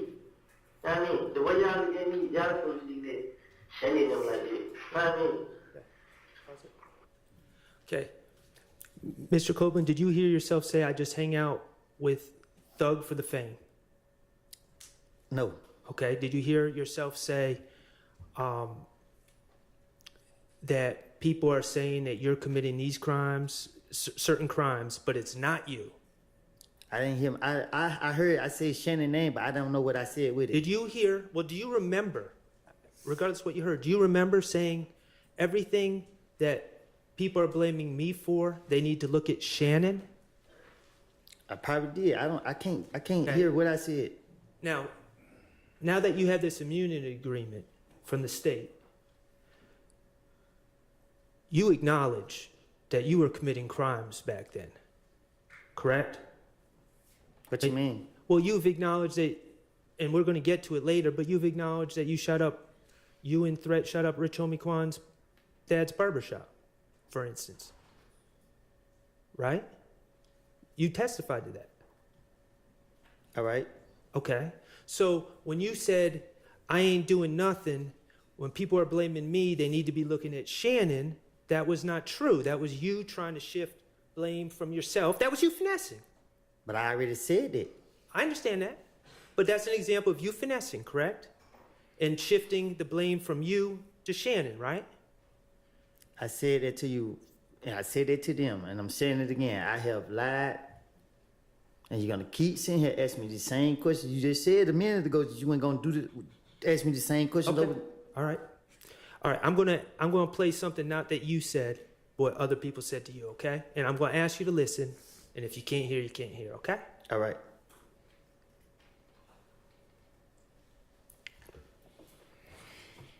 I mean, the thing is, I plan on taking care of my kids, man. I mean, fuck that, man. I ain't did nothing. I ain't shoot the houses. I ain't shot nobody. I mean, man, only I had a gun because the detective told me, man, I had the right to defend myself. Because the same night he got killed, I came down here. I was going to tell him, but guess what I was just thinking, like, man, this nigga thug, I got power, man. Even right now, I'm still thinking about it. Like, shit, man, I just fucked myself up, man. Just worse and worse.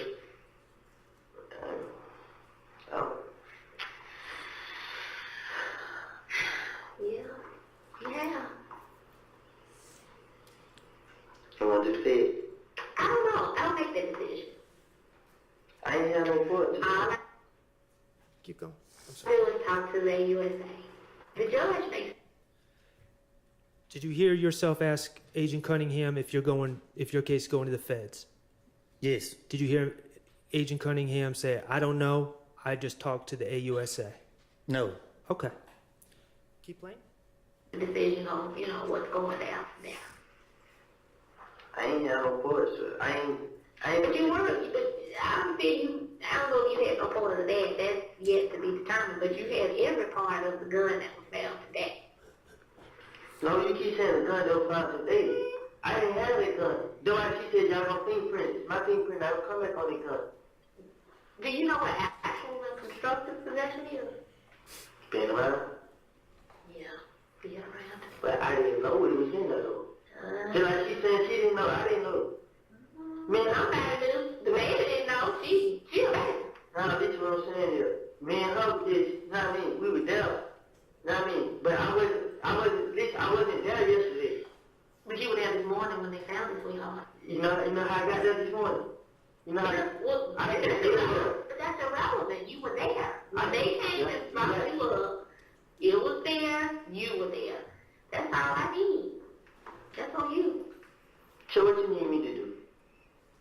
I don't know, I'm just trying to I mean, that's on you. It's on me. It ain't no way I can get out of it. Help yourself. I'm trying. This Help us help you. That's you talking. That's a good start.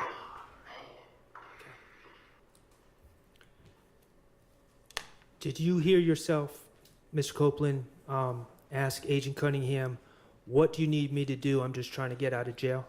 Yes. Okay. And did you hear Agent Cunningham respond, you help yourself? You help yourself?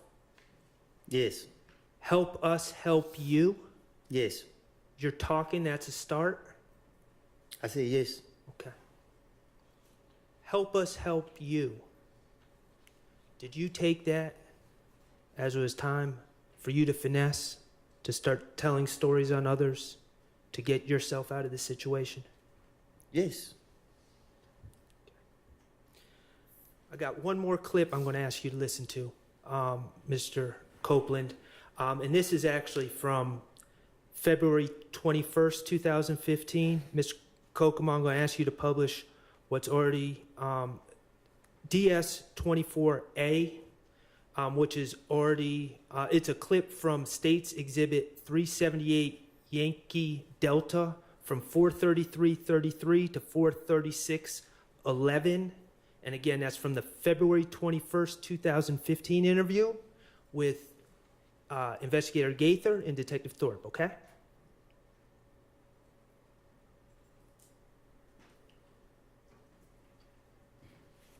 Worse on me. You know how they got me in jail? They got me in the back. Ooh, somebody protecting me.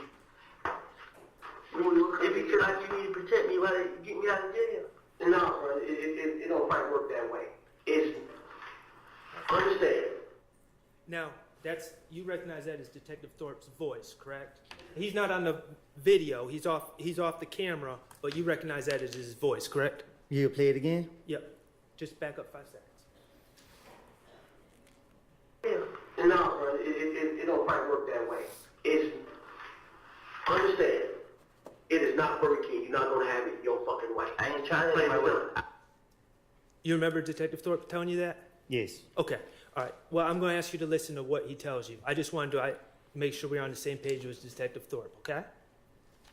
I haven't done No. Hear me out, because you need to hear somebody who's going to talk real shit to you. I ain't going to fuck around with you. I already done told you. I'm not going to hold your hand. I'm not going to help you cross the street. None of that. Let me hear me. Hear me.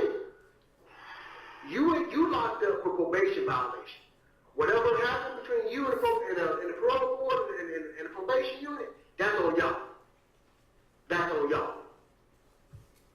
Now, myself and Detective Gaither, we're going to take time out of our off day to get you out of jail, to talk to you, to see whatever information you give can be used to help you. What you got to give in order to get. All you want to think that all you want to give me. But you want to, but you don't want to give nothing back.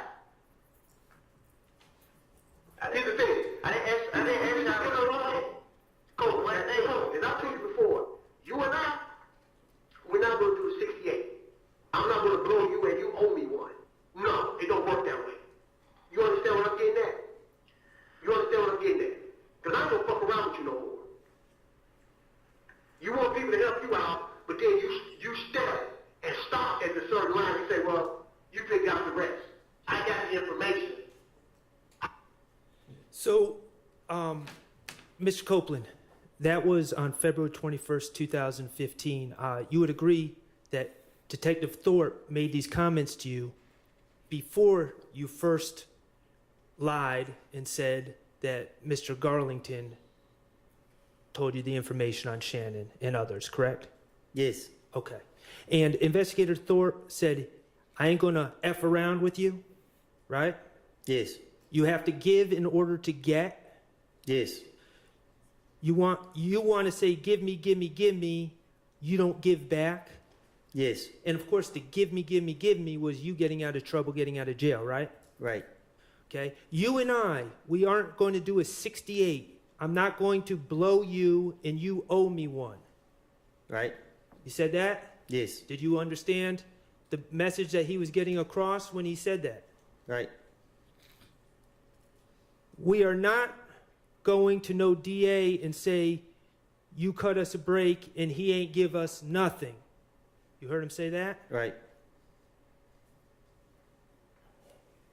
Go ahead. I have the information, but I'm not gonna say anything else. Y'all just need to go ahead and check me out of jail, and I'm good after that. No, bro, it don't work that way. Whatever fucking TV show you was watching, them motherfuckers was wrong. I don't even look at TV. I can't hear So you. whoever told you whatever you thinking, you're dead ass wrong. We're not going to go to no district attorney and say, can you go ahead and cut him a break because he gave us nothing? Nigga, don't work that way. When the fuck did lifestyle working that way? It don't work that way. That's a fucked up. Man.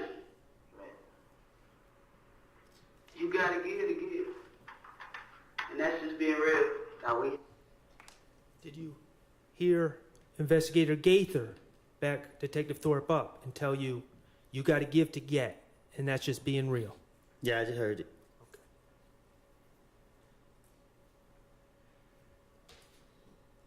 Mr. Copeland, these are just some examples. The reality is the detectives in this case had been encouraging you to tell stories on others to get yourself out of trouble, correct? For the 100th time, I've been telling you that. You knew how to finesse on your own, right? But the detectives were also encouraging you to finesse, correct? Well, they were tricking me.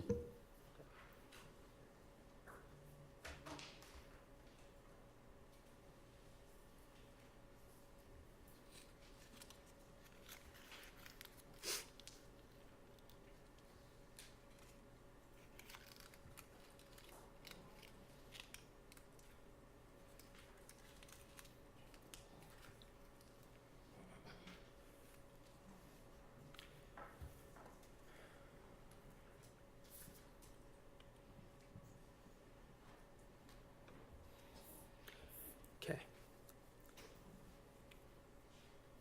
As I understand it, Mr. Copeland, your testimony is that you told many lies in these interviews in 2015, correct? Yes. Okay. I would like to just review with you some of the lies that you told, okay? All right. All right, thank you. First of all, I want to talk to you about the gray infinity. Okay? I'm listening. All right.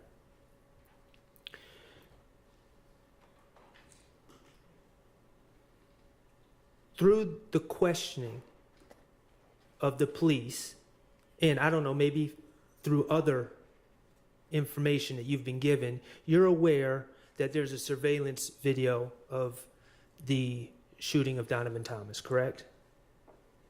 Yes. Okay. And you're aware that the surveillance video shows a gray sedan, correct? Yes. And you're aware that the police believe it to be an Infiniti, correct? They put it on the news. Okay. Your Honor, I'm going to ask Mr. Kokomo to publish DS-19A, which is a clip from States 378 Yankee A, which is the January 11, 2015 interview, from 3/18/47 to 3/19/38.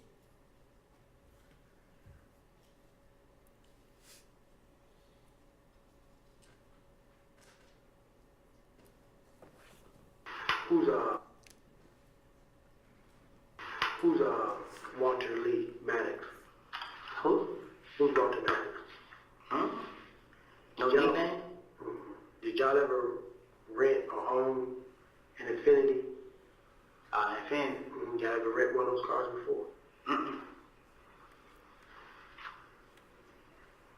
Have you ever been stopped in an Infinity before? Have I? Yeah. Had an accident in an Infinity? No. A Maxima? Have I ever had a cover again? Mm-hmm. No. Let me think. Anytime. I had a coverage in the Pontiac. That was a couple years ago. I ain't had no coverage. I ain't had no red sleep. I ain't have none of it. Okay. this is the same night that Donovan Thomas was shot and killed, correct? Can you say it again? This is the same night, this interview was the same night that Donovan Thomas was shot and killed, correct? I guess. Okay. And Detective Thorpe, you heard him. He asked if you've ever owned or rented an Infinity, correct? That's what he said. And you said no, right? Right? He asked if you ever wrecked an Infinity, right? Right? And you said no. Right? Okay. I'm going to publish, Your Honor, with your permission, DS-19B, which is a clip from this same interview on 378 Yankee Alpha, States Exhibit 378 Yankee Alpha, from 3:20:28 to 3:20:48. It's just 20 seconds. This is a video? Yes. 3:20:28 to 3:20:48. Y'all ever had a Infinity Gray? It's not playing. Gray. Y'all ever? Is it up now? No. Okay. Could you start it over? Y'all ever had a Infinity Gray? A Gray Infinity Q45 before? A truck? No. A car? Yeah. Not I know of. I ain't sure, but maybe his car. It would be a car he had rented or something like that. That's cool. That's cool. I'll be safe. Okay. In that clip, again, Detective Thorpe asked you about whether you ever had a gray Infinity, correct? Right? And you said, not that I know of. Right? Okay. Those were your statements on January 11, 2015, hours after Donovan Thomas was shot, correct? Right? Okay. I want to talk to you about the reality. The reality is that you asked Jeffrey Williams to rent you a gray Infinity, correct? I'm listening. Or I should say, you asked him to rent you a car, and it ended up being a gray Infinity, correct? I'm listening. Okay. The reality is that on the night of June 9th, going into the morning of June 10th, the same day that Donovan Thomas was shot, you were driving that Infinity on the highway, correct?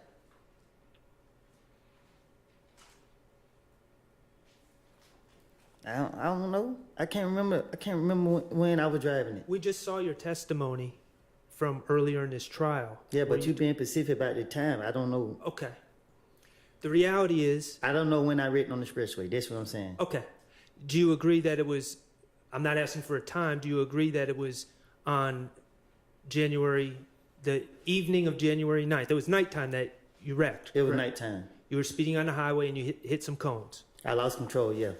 And that was, I believe in your testimony, you said you wrecked the car.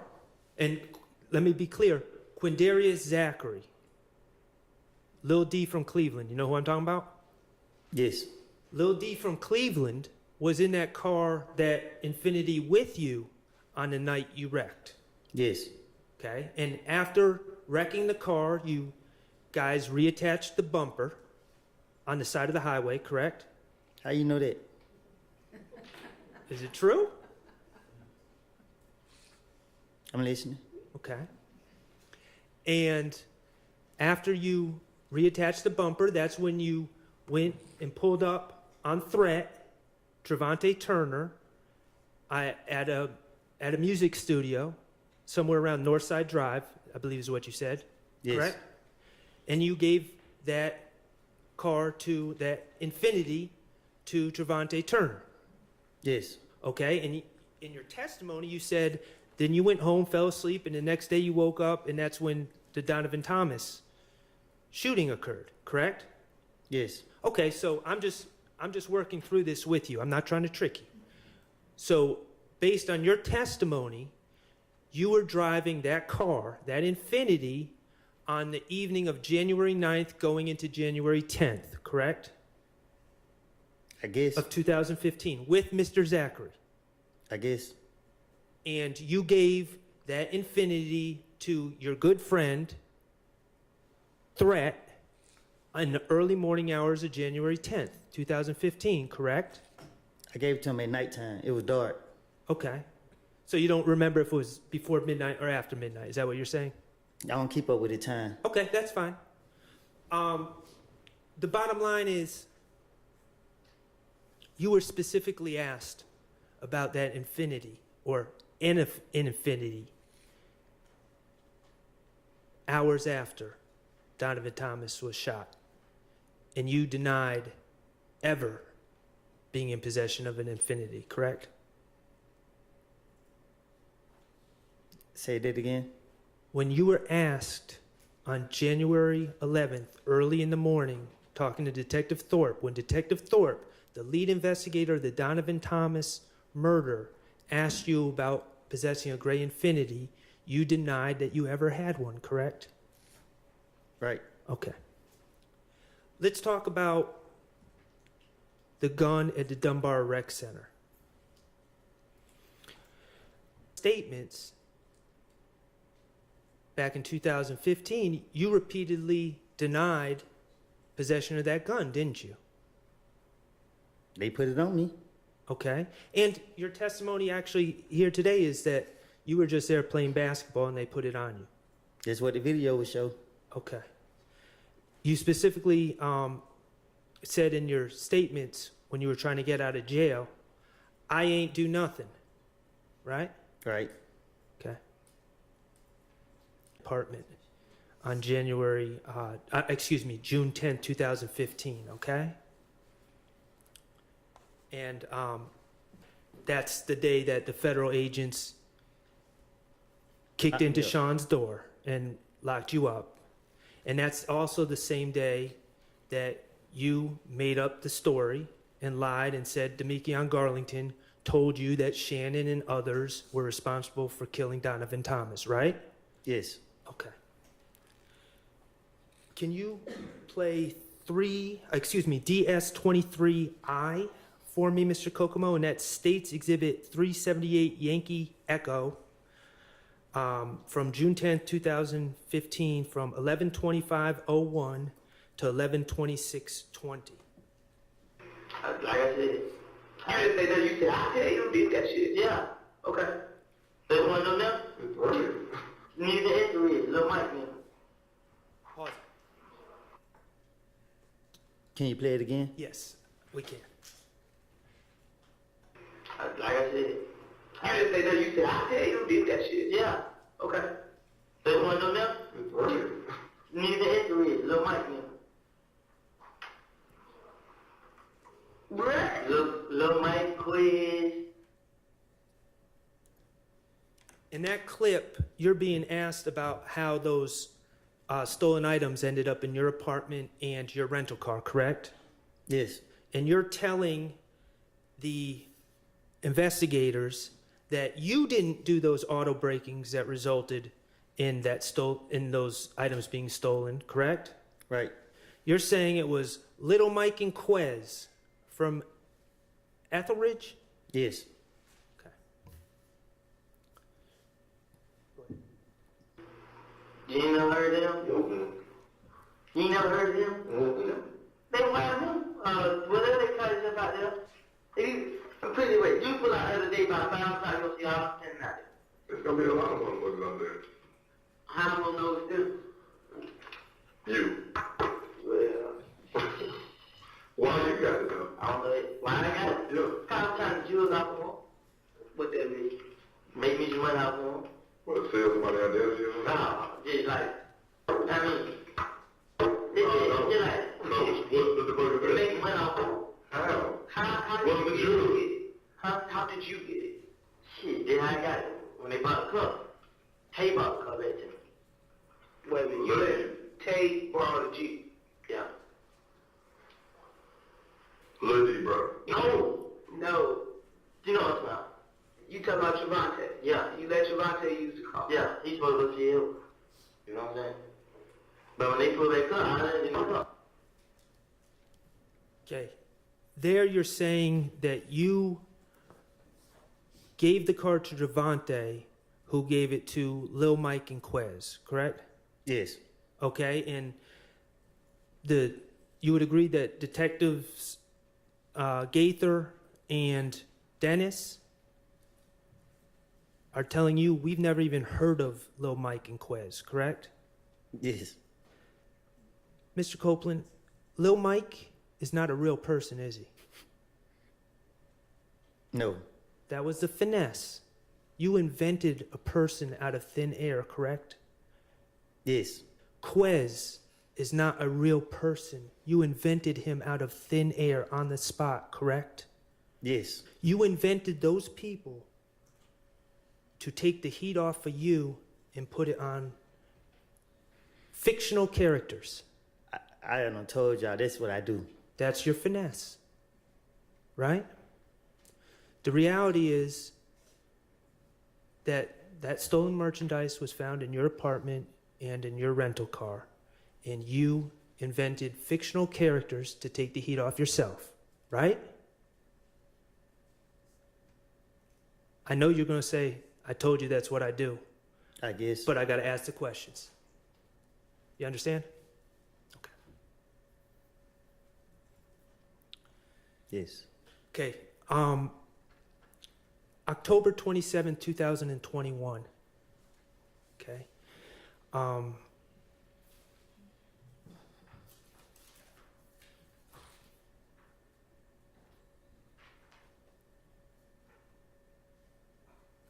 Your Honor, may I approach? You may. Mr. Copeland, I am handing you what's been marked DS25C. Do you recognize the people in that photograph? Yes. Okay, and who are those people? Me and the police. Okay, and do you know either of the police officers' names? Miss V, and I think that the white man named Kelly, something like that. Okay, could the Caucasian gentleman be known as Investigator Kettle? Yeah, something like that. Okay, and Ms. V is Investigator Viverito? Yeah, the probation officer. Okay. And are you in an interrogation room in that photo? Yes. Okay. And is that a photo from the interrogation of you on October 27, 2021? Yes. Okay. And at this time, Your Honor, I would ask to admit DS25C into evidence. All right. Mr. submitted. Kokomo, could you publish that?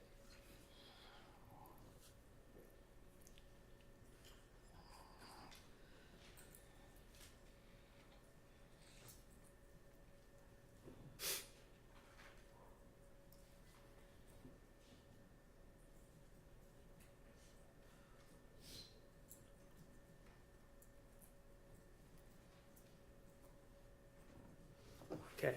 And like I asked you about the photo from June 10, 2015, I'm going to ask about this photo as well. You don't appear to be wearing a Fulton County blue uniform, are you? No. Okay. And I can't tell if were your arms shackled together during that interview? My leg. All right. And we see you're wearing Timberland boots, and we see a chain right next to the boot, correct? It's on my leg. Right, and that's shackling you to the ground. Yes. You are under arrest in this photo, Yes. okay? And you know that you are soon to be wearing a Fulton County blue uniform, correct? That's what they told me. Okay. And the allegations of that case were you were pulled over at Atlantic Station in Atlanta, correct? No. Where were you? Walking. Okay, you were walking. All right. According to the police, they searched a car that they were saying was yours, right? Yes. And they found a handgun under the car seat, correct? That's what they claim. Okay. And you were a convicted felon, so you're not allowed to possess the handgun. But I was walking. Okay, I understand that's what you're saying. But you were charged with reckless conduct and possession of firearm by a convicted felon, correct? Yes. Okay. No. I was charged with driving with suspended license and a firearm. Okay. Thank you for that correction. When you say firearm, you're talking about possession of firearm by a convicted felon. Yes. Okay. And there's a little complication with that explanation.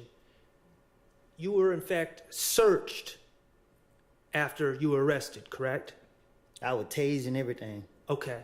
And when the police searched your clothing, correct? Yes. And they actually found a magazine in your pocket, in bullets in your pocket, correct? That's what they say. In the pocket of the pants you were wearing, correct? That's what they say. Okay. And when I say a magazine, that's a component of a gun that holds the bullets, correct? I guess. Okay. All right. Mr. Kokomo, could you play DS25B, which is from 10/27/21 interview from 2/23/05 to 2/23/58? I don't think that video has been tendered and admitted. Has it, do you know? It has not. I am asking to, well, I'll go about this a different way. Thank you, Ms. Hill. I don't have an objection, so I'm just saying that it's not Well, admitted. I might not need to play the video.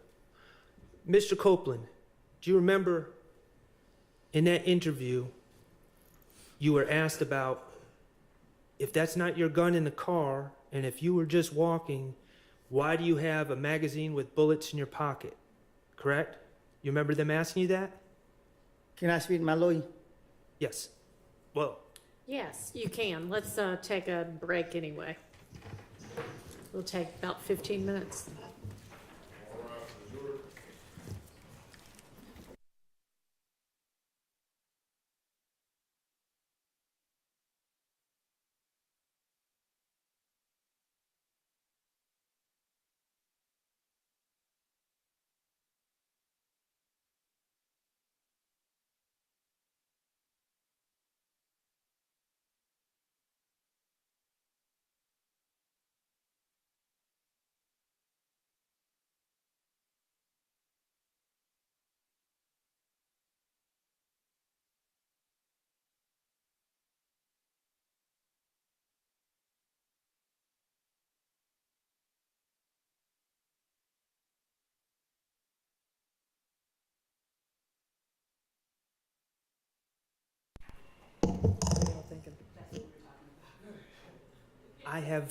I have approximately an hour more, maybe an hour and a half.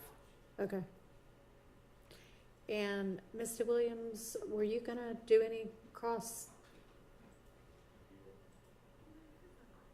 No, Your Honor. Okay. All right. We'll break.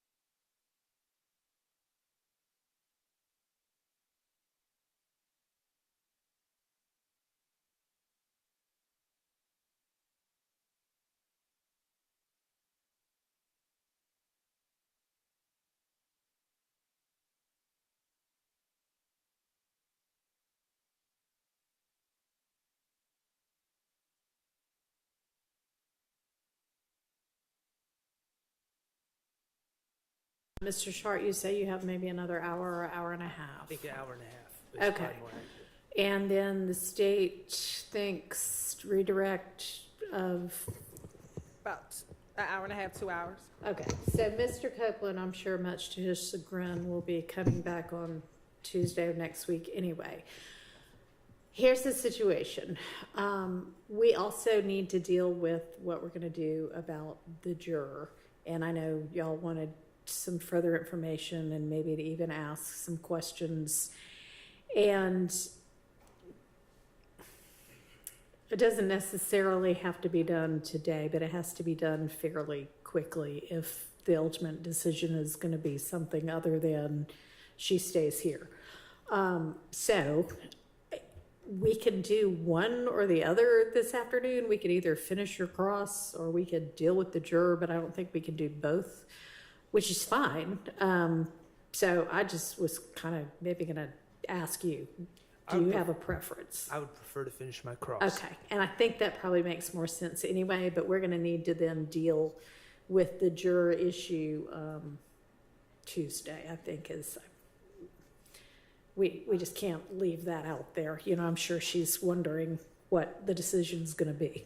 Are we able, if Mr. Shart, I know he said he was gonna go for maybe another hour to Yeah. hour and a half. If he does finish just before 5 or within a certain amount of time, would the court be willing to inquire of the juror? Sure, if we, if it's like close to 5, but I don't want, yes, maybe. It just all depends on what our timing's gonna be. Okay, all right, let's get Mr. Copeland back in, get the jury back in.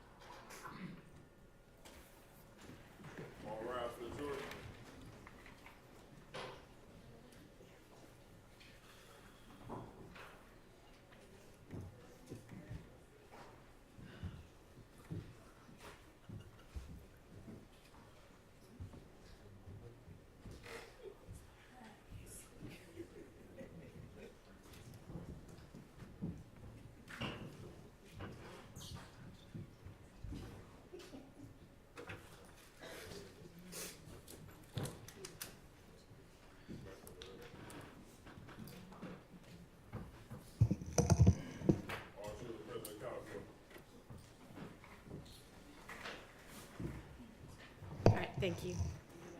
Go ahead, Mr. Short. Thank you, Your Honor. Mr. Copeland, before we broke, we were talking about the October 27, 2021 interview with Investigator Viverito and Investigator Kettle, correct? Okay. And you were being accused of possession of a firearm and driving offenses. Yes. And in that statement you gave on October 27, 2021, okay, you were denying possessing the firearm that was found in the car that they said was being driven by you. Yes. Okay. And what I was asking you about is about your pockets being searched after your arrest, right? I'm listening. Okay. And the reality is the police did search your pockets and they found a magazine and some bullets. And Investigator Viverito told you that, correct? I don't recall. Okay. You told investigator Viverito that the magazine and the bullets were in your pocket because you had just grabbed someone else's pants and put them on, correct? Yes. Okay.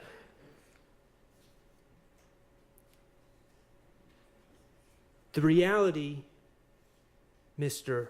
Copeland, is that those were your pants. Prove it. Okay.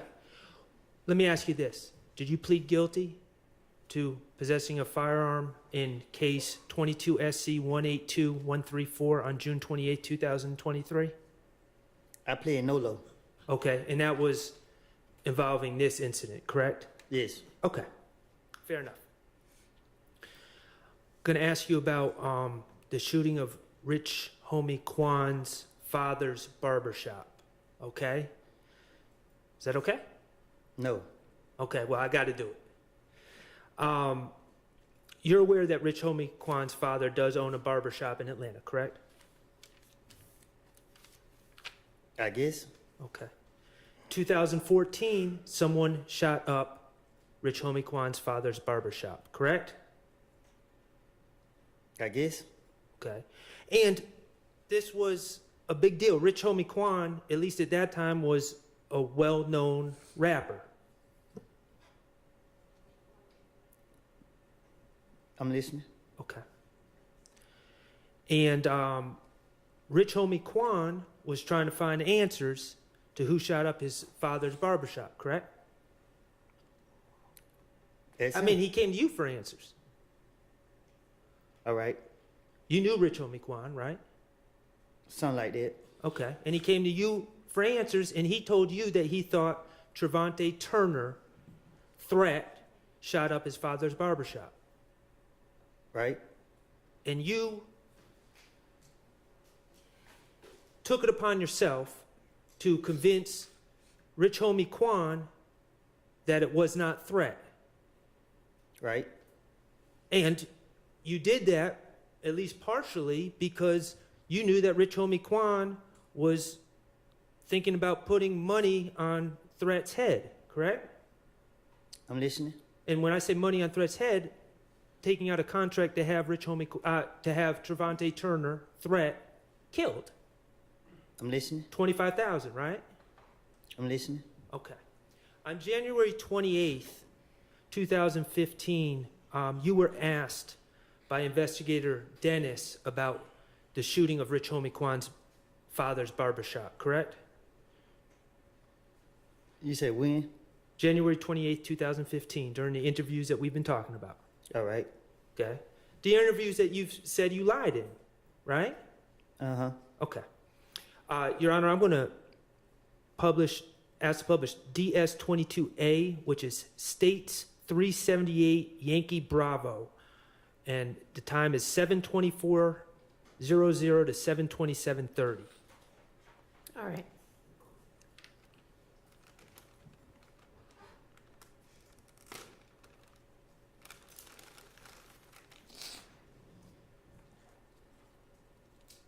Okay, and on the screen, that's you, Investigator Dennis, and Investigator Gaither, correct? Yes. Okay, thank you. Then Rich Homie Kwan, like, you got 25,000 here, take killed. It's Take like, from the picture you just showed me. nah, tell you who just got shot the other night. Oh, in the car over Yeah. there. Okay. He had 25,000 here. We're going to get to Rich Homie Kwan's father's barbershop in a second. Trevante Turner is now sadly deceased, correct? All right. When you were talking about him being shot back in 2015, he was also shot in 2015, correct? Yes. Okay. And that was Shell Kel who shot? I'm not for sure who shot him. Okay. Okay. Take killed. Who did? This Rich Homie Kwan shit. Cause he was telling me. So I'm telling Rich Homie Kwan, like, bro, you got these niggas in your house. These same niggas that shut up my house, bro. Right. Rich Homie Kwan, like, he like, bro, they just look like that, bro. He like, we the same shit. I'm like, but still, bro, you out here hating these niggas, this and that. So Rich Homie Kwan, like, bro, it ain't dead. We saying shit, I just can't turn my back on. Like, it ain't dead, bro. You support these niggas, bro. So the more you support them, the more they gonna come out and do that. If you leave them alone.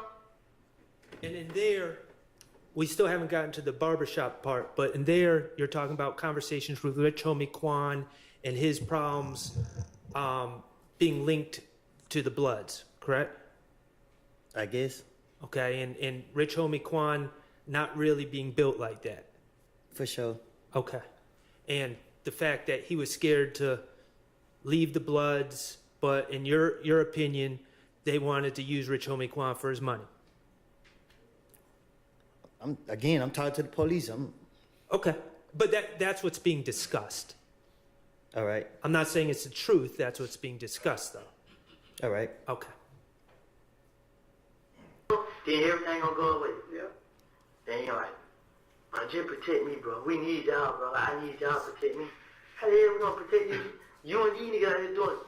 Then you're like, so you shot my truck, bro? That side of the truck. Man, you been, you know what I'm saying? Man, you been around. Like, nah, I'll just ask. You went there like that. What did he have a 25 on to do Tay here, bro? Say, his daddy got shot. Rico. Rich on one day. Right. It's a barber shop. Just like how they say my name, on Bankhead they say Tay name. They saying Tay dead. I know Tay. And just so we're clear, you said Rich Homie Quan's daddy got shot. So it wasn't just a barbershop that was shot. His barbershop was shot, but he actually got shot in the barbershop, correct?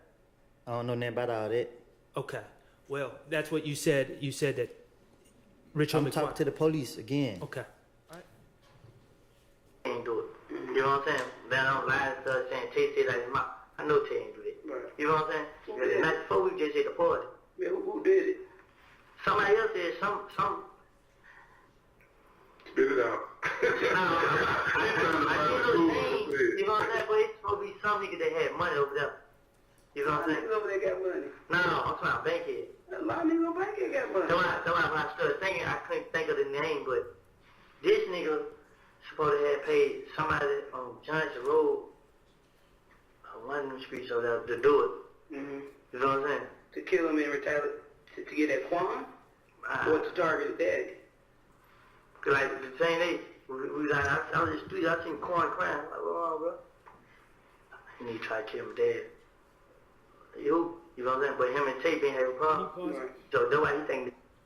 Okay.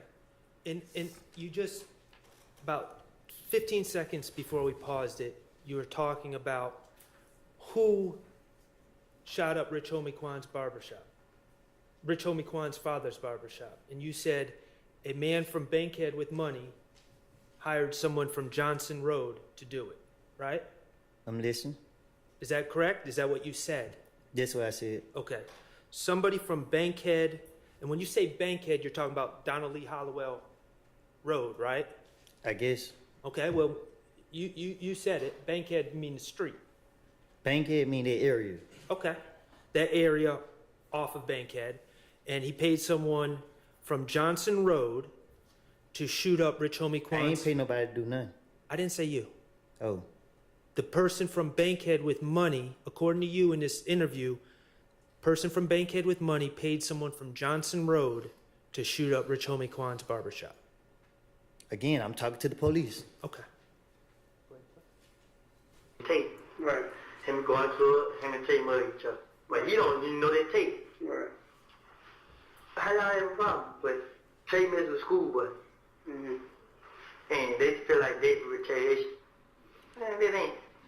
But I couldn't say him because no matter how many times I tried to speak up for Tay, he always had it in his head. Tay did. Right. So like, man, y'all tripping, man. So that's what that was about the other day. I called Tay, he ain't up. I was gonna ask Tay, but I had Tay pull up on me like probably like Friday or Thursday or Friday. Tay pulled out like, hey bro, Rich on the corner got 25,000 on your head. Why so much? He's no need to scared of Tay. Yeah. He real scary. He's scared of Tay. So I said, Tay, I'm like, bro, he trying to face my. Then Rich on the corner supposed to go and kill her. You know what I'm saying? I heard. So I'm feeling like that's what he did because the whole time he been having money on Tay's head and he ain't do it. So when he going to demand out, Yeah. that's what happened. That's on him. You feel what I'm saying? But I ain't talked to Tay. So I don't know how it happened. I don't know what happened. But I knew Tay was messing with nobody. Tay stopped doing whatever he was doing. He just ran around and he trying to be a rapper. Okay. So, let's unravel. And I'm not saying, Mr. Copeland, please understand, I'm not saying that's the truth. I'm just talking about what you told the police. I told you, I told the police anything. I understand. I understand that, okay? But I'm just want to talk about what you said. I'm not saying it's the truth. In that story that you gave the police, you were saying that Rich Homie Quan was convinced that Trevante Turner, Tay, shot up his father's barbershop. What I'm saying is, you think I'm letting somebody hurt my partner? So if I'm having a conversation with Rich Homie and he trying to put some money on my friend, you think I'm gonna really have that conversation with him? It don't make any sense. Okay, but can I finish my question? So, what you told the police, not saying it's the truth, what you told the police is that you talked to Rich Homie Quan and tried to convince him that Tay did not shoot up his father's barbershop because Rich Homie Quan had $25,000 on his head, right? That's what you told the police. Never put the police on what's going on. Mislead the police. That's my always the mindset. I got you. All right, you keep talking about what I told them. I understand. I think we're all on the same page. We can't be. Okay. Let me ask you another question. Okay, let's play the next clip. DS24B, which is 378 Yankee Delta. It's from February 21st, 2015, from 4/12/10 to 4/16.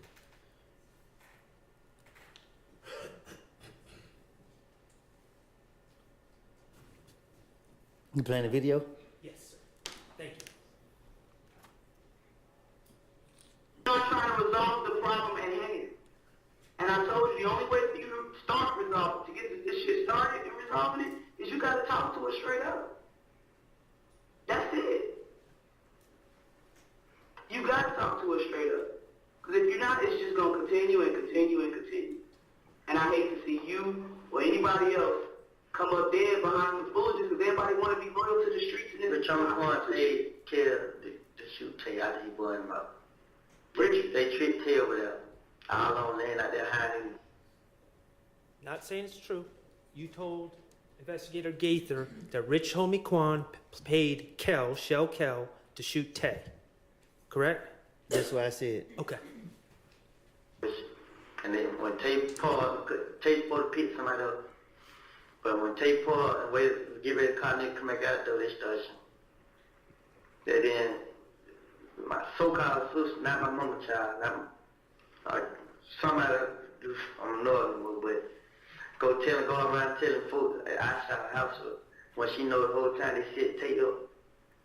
So you see what I gotta go through though? Hold on, let me get this straight. You said Quan paid who? Kel to shoot at Tay. To kill Tay. To kill Tay. How much you paid?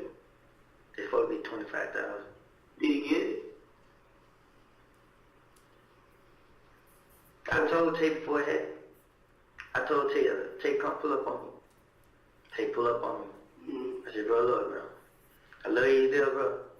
But you gotta get out of the way, bro. Rich Homie Quan, goddamn, he wants you dead, bro. Why though? Cause somebody shot Rich Homie Quan dead at the barbershop. Right. They think it was Tay. Right? Yeah, they think it was Tay. But I'm just Rich Homie Quan. It wasn't Tay, bro. Who did it? I don't know. Then the crazy thing about it, they, like, as I was listening, they were speaking on it like, it's supposed to be somehow bankhead with some money. I don't know who this nigga was, who he is. I never heard. I heard him say name, but I can't think of what it is. But I know if I was the head, I know it. But he's supposed to have paid somebody to do it. But I'm telling Rich Homie Quan, like, I know Tay ain't do that. You feel me? That ain't Tay. Tay not just gonna walk up and shoot nobody. So he like, what I'm telling you, it was Tay. I'm like, no, it wasn't. He like, man, I'm like, bro, no, it went, but I'm not gonna lie. All right. So in that interview on a different day, you're again talking about the shooting of the Rich Homie Kwan's father's barbershop and of Rich Homie Kwan's father, correct? I'm listening. Okay. And again, what you just said on that tape was someone from Bankhead with some money paid someone to do it, right? Right. Okay. So in two separate interviews, you told detectives that someone from Bankhead with some money hired someone from Johnson Road to shoot up Rich Homie Kwan's barbershop. Rich Homie Kwan's father's barbershop, correct? I'm listening. Is that correct? You said that in two different interviews. Okay. Now, the reality, Mr. Copeland, is once you are given immunity as a witness in this case, you testified in court earlier when Ms. Hilton was asking questions that it was in fact you and Trevante Turner who shot up Rich Homie Kwan's barbershop, didn't you? How many times we gonna go over this? You and Trevante Turner, in fact, shot up Rich Homie Kwan's barbershop. Correct? I'm listening. The reality, Mr. Copeland, is the $25K on someone's head was completely made up by you. Correct? Right. The reality is that somebody from Bankhead with some money, those details, somebody from Bankhead with money, that was completely made up. Correct? Right. The reality is someone from Johnson Road being hired, and you would recognize their name if you heard it. All that was made up on the spot, on the fly, in the mind of Kenneth Copeland, wasn't it? Right. That was you finessing. Just like Lil Mike and Quez were made up on the spot, the man from Bankhead with money, the man from Johnson Road, were made up characters. I done told y'all 100 times I don't lie. You sitting right here keep trying to throw it in my face. I don't admit it till I lied. I'm not trying to throw it in your face, Mr. Copeland. I'm giving you an opportunity to come clean. I thought I did that. Okay.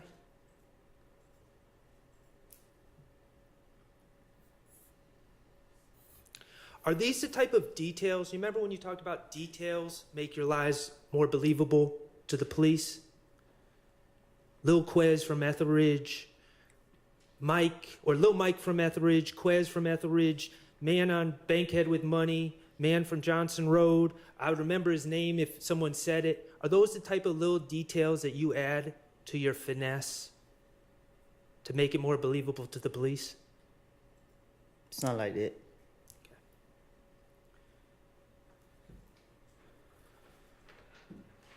I'm going to move on to another topic, okay?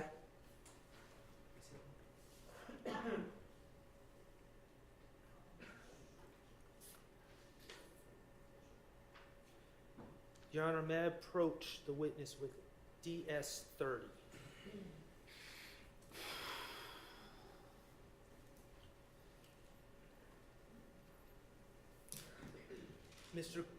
Mr. Copeland, I'm asking you to look at DS-30.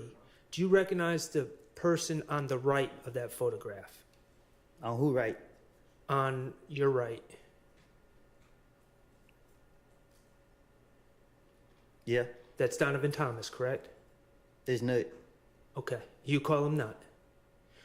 And in that photograph, is that a fair and accurate representation of Donovan Thomas? That's a picture of him, right? Yeah.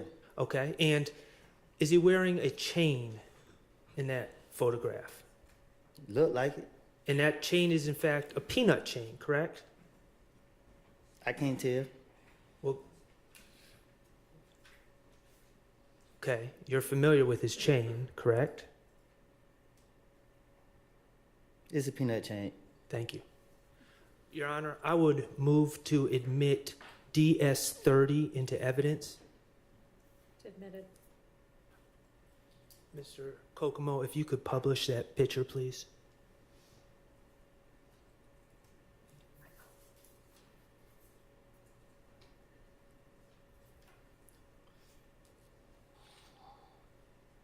Okay. Hanging from Mr. Thomas's neck is essentially what the Planter's Peanut Man. It's a chain of the Planter's Peanut Man. And that is Donovan Thomas's chain, and that is a chain that he owned in 2015, correct? I guess. And he owned it in 2014 as well, correct? Shit, I guess. Okay.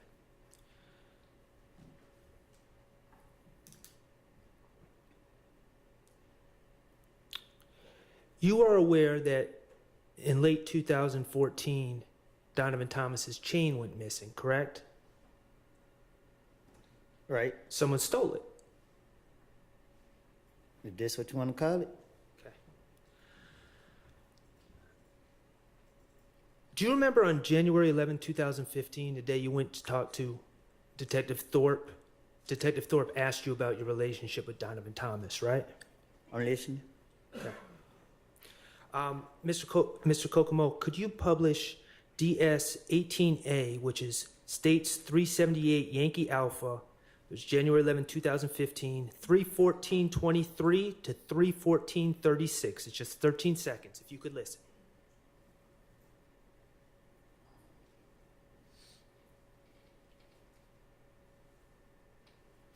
That I talked first and showed why I was not. I didn't do it. I never had a problem with nothing. Me and Nut ain't never had two words to each other. Me and Nut was always okay. You know what I'm saying? Only person I had a problem with was Kid. Like, I don't let be with him. When we see each other, they jump me up. When they be with him, Okay, Mr. Kokomo, could you now publish DS 18B, which is from January 11th, 2015, 3:20:50 to 3:21:04 a.m. so you never had a problem with that. Never in life. Okay. Never cool. Okay.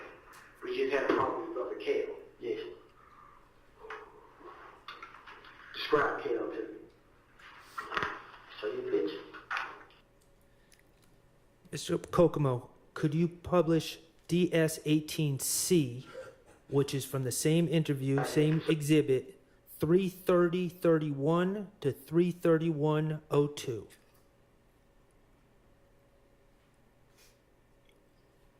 I switched up on them, so I got you. Yeah, so they got their ass with you. But I know they saying like, I just know it ain't gonna be over with. I did something. I know it ain't, you know what I'm saying? I ain't trying to go to jail, I ain't trying to be dead, I ain't trying to go to nobody's funeral, I'm not, none of this. Me and nothing ain't never had a problem. You know what I'm saying? Somebody, I put a show to you. A person come on my Instagram page and say, you gonna die tonight. They come on my picture and say, on your Instagram? Yes. You gonna die. And finally, Mr. Kokomo, could you play DS 18D, which is from the same interview, 3:41:50 to 3:42:45 a.m.? I don't know what to do. Like, I didn't do it.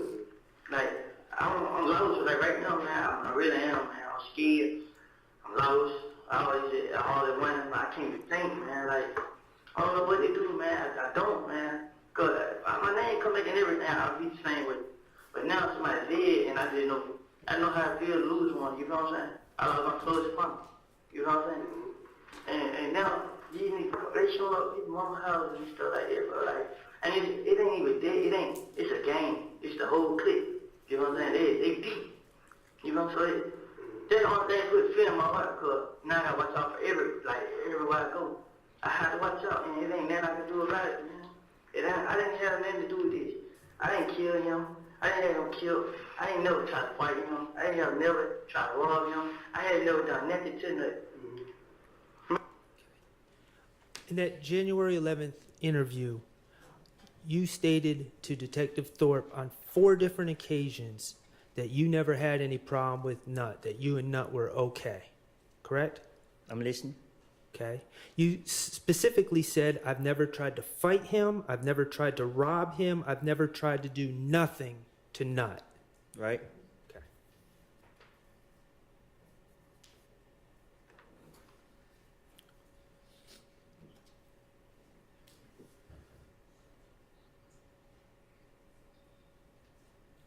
Your Honor, I'm going to ask Mr. Kokomo to publish DS21, which is States 378 Yankee Beta from 8/11/50 to 8/13/18.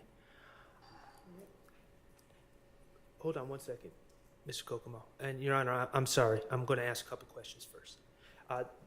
Going to your January 28th, 2015 interview. Well, in general, Let's just get to your question. You want to know, did I take the change? we're going to get there. We're going to get there. We're going to get there. But in 2014, Donovan Thomas's chain went missing, was stolen out of his car, correct? Right. All right. To people in hip hop, a chain is a very personal thing, correct? I don't know. You don't know that? Okay. Mr. Kokomo, if you could publish DS21.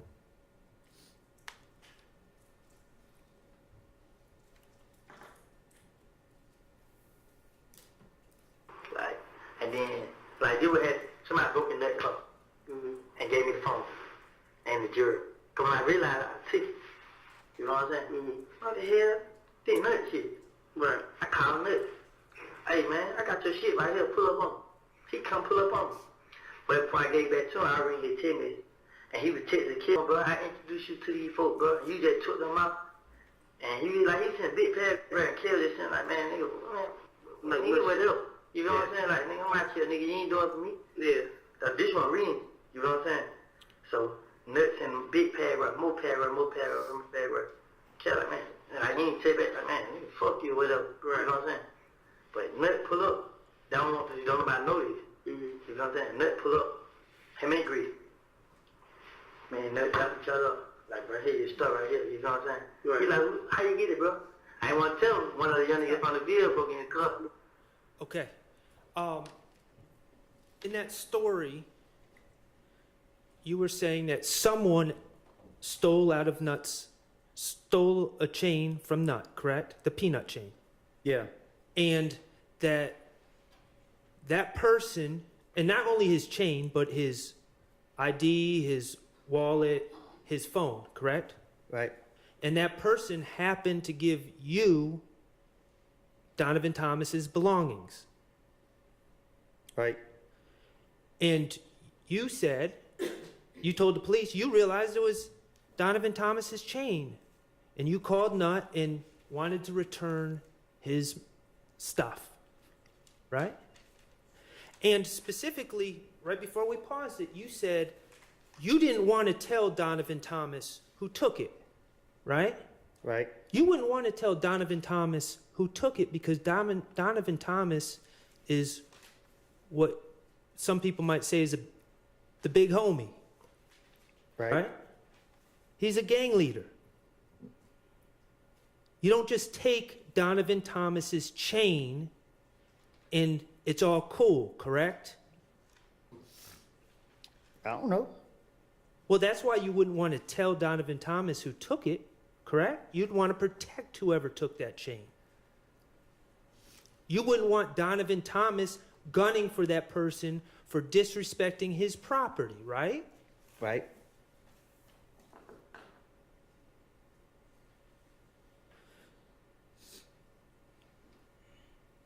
Mr. Kokomo, could you play DS24D, which is States 378 Yankee Delta, which is from February 21st, 2015. And this is from 5:37:44 to 5:40:26.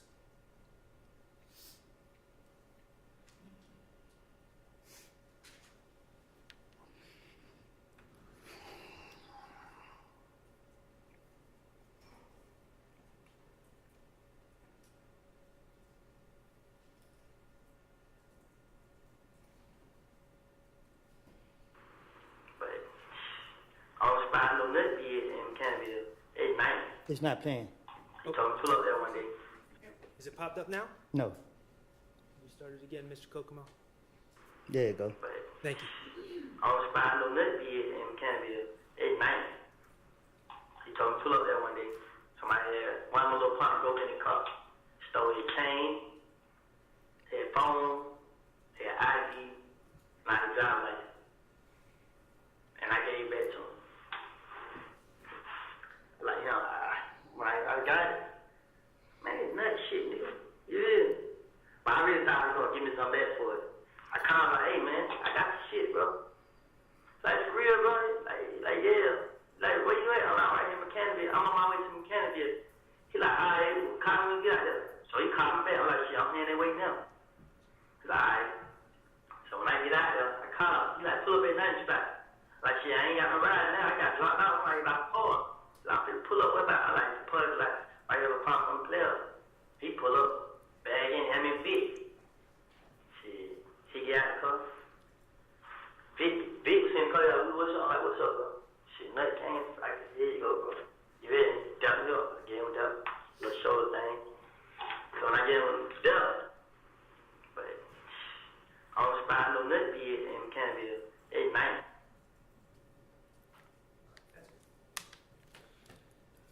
Again, on February 21st, 2015, you're telling that investigator about your partner stealing from Donovan Thomas and then giving you the chain and the phone and the wallet, and then you returning it back to Donovan Thomas, right? Right. And you dapped him up, and you and Donovan Thomas were all good. Right? Okay. January 11th, 2015, you repeatedly said you had no problems with Donovan Thomas. Right? January 28th, you talked about the chain. It was someone else that took it. You returned it to Donovan Thomas, wouldn't tell him who took it, but y'all were all good. Right? February 21st, 2015, you again repeated that story about one of your partners taking the chain, it ending up in your hands. You returned it to Donovan Thomas, you dap him up, you're all good. Right? Mr. Copeland, the reality is, late in 2014, you broke into Donovan Thomas's truck. Isn't that correct? The door was open. The reality is, you knew that was Donovan Thomas's truck. You know what he drove, right? You went into his truck and took his peanut chain, right? You knew it was Donovan Thomas's peanut chain, but you didn't care. You wanted to disrespect Donovan Thomas. You wanted to take his stuff. Isn't that correct? It wasn't about disrespecting him.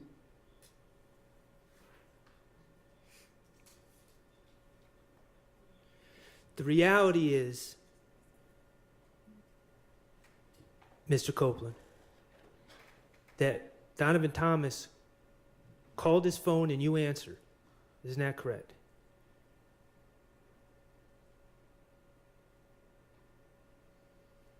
Yeah.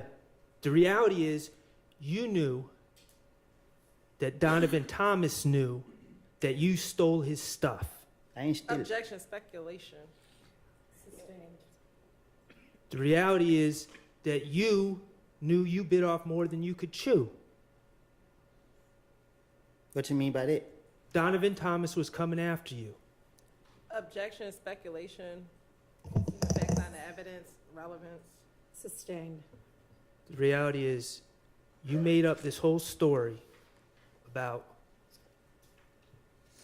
returning his chain, about your partner breaking in, and all the rest to try to throw Donovan Thomas off of your scent. Correct? But Donovan Thomas knew. Objection, speculation. Vague. Sustained. When you told Detective Thorpe on January 11th, 2015, that you ain't never have no problems with Donovan Thomas, that you and Nut were cool, you never brought up the chain, did you? For what? When you said you ain't never tried to rob him, you ain't done nothing to Donovan Thomas, you never brought up the chain, did you? That ain't robbery. you and Donovan Thomas were far from cool.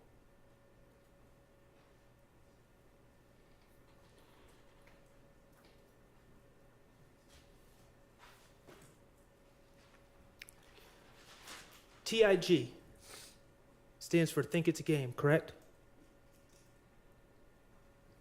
Ms. Copeland, TIG is Think It's a Game, correct? You know it. Okay. That's a record label. I guess. That's a record label that Donovan Thomas was associated with, correct? I guess. It's run out of Summerhill I don't know. neighborhood in Atlanta. Mr. Bennett, also known as Lucci, rapped under that label. Think It's a Game, correct? I guess. Okay. Think It's a Game had a studio on Metropolitan Avenue in Atlanta back in 2015, correct? I guess.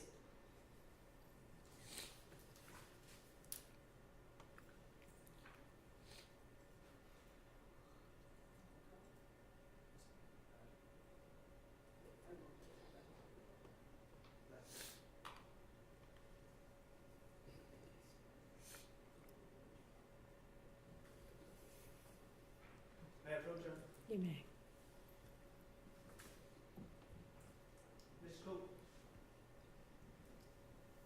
Mr. Copeland, I'm going to ask you to look at DS31. Is that,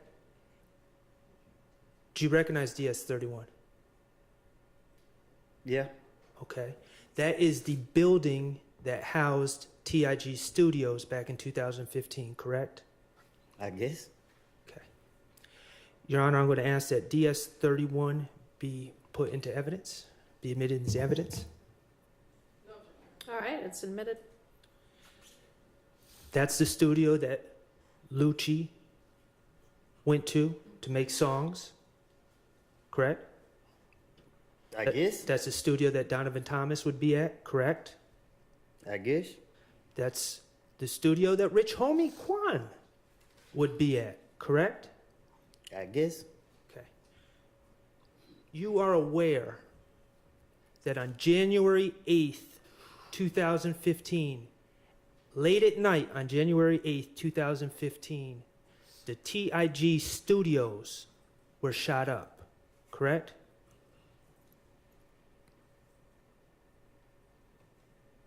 You know that, right? I'm listening.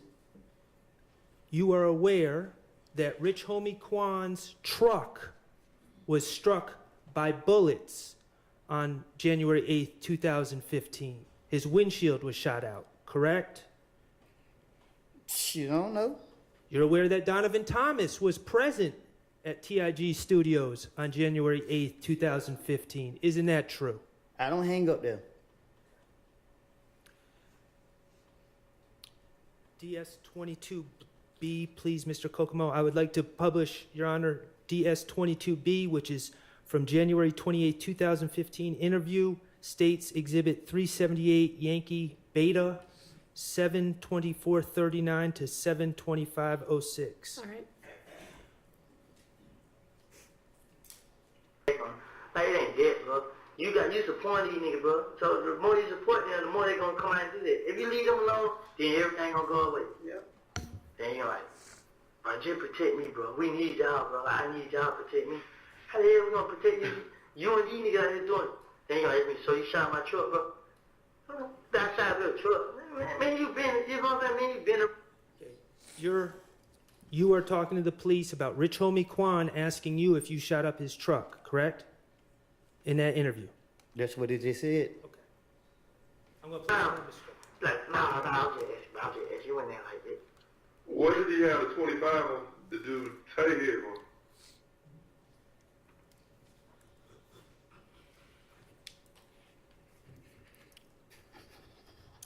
That's it.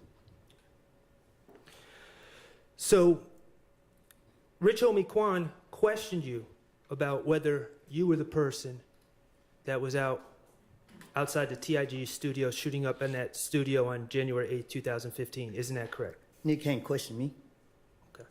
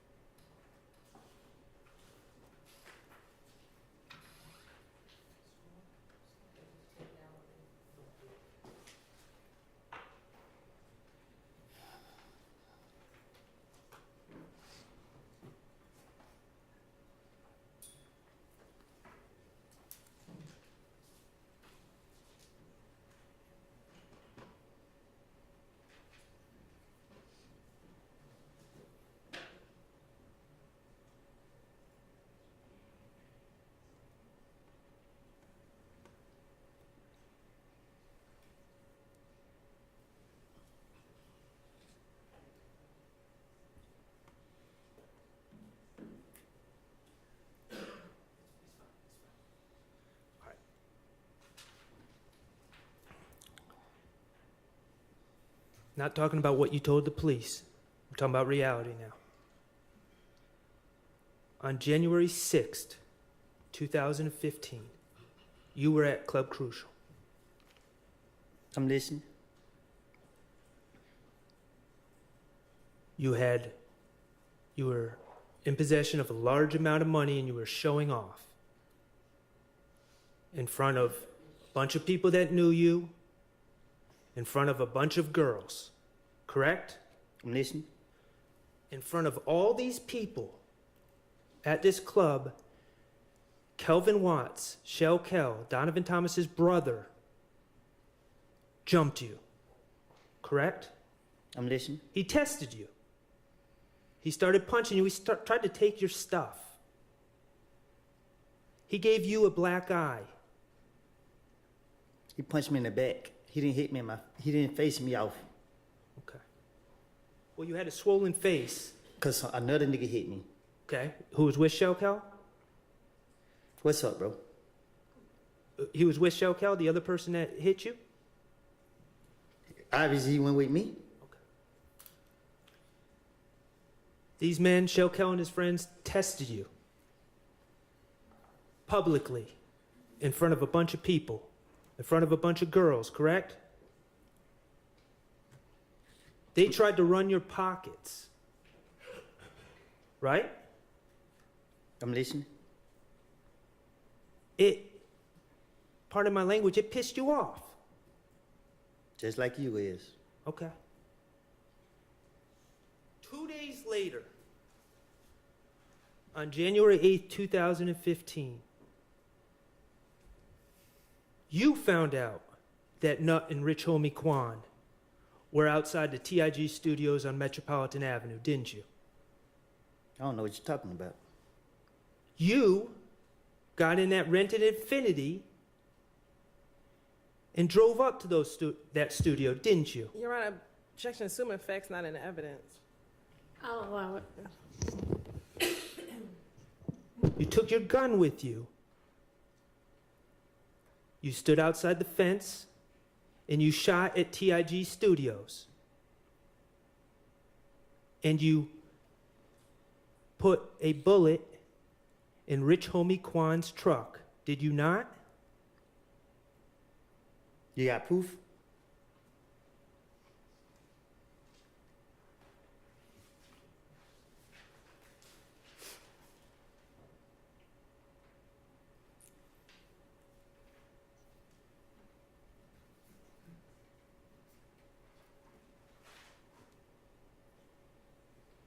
Was Trevante with you when you went to the TIG Studios? Did you got proof?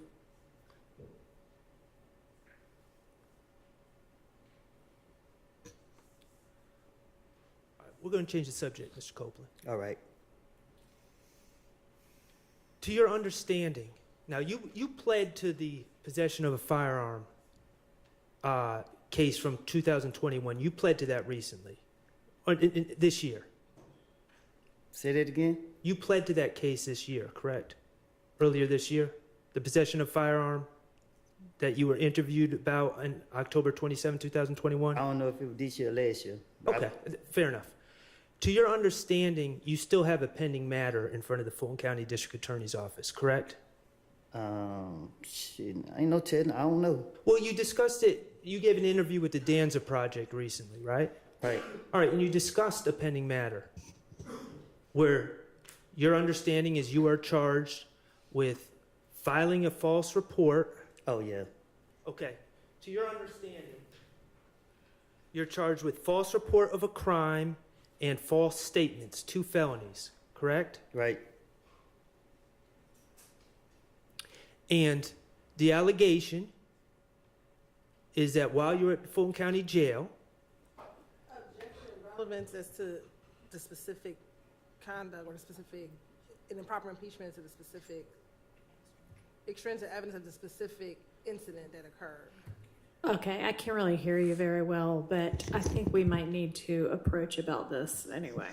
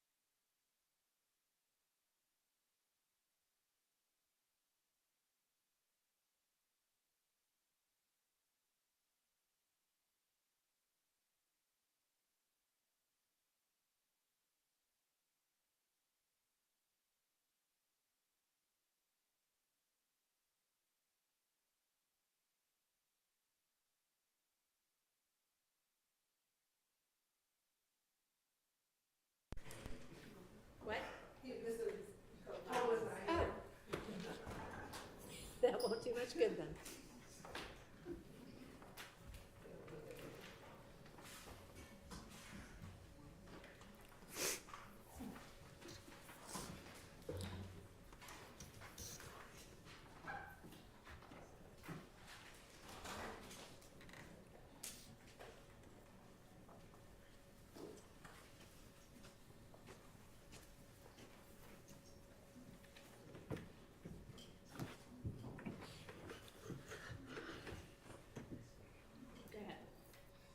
Your Honor, may I approach You may. DS27A and DS27B?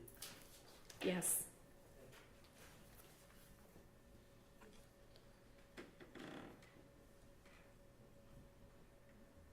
Mr. Copeland, could you just look at those two documents? Do you recognize those documents?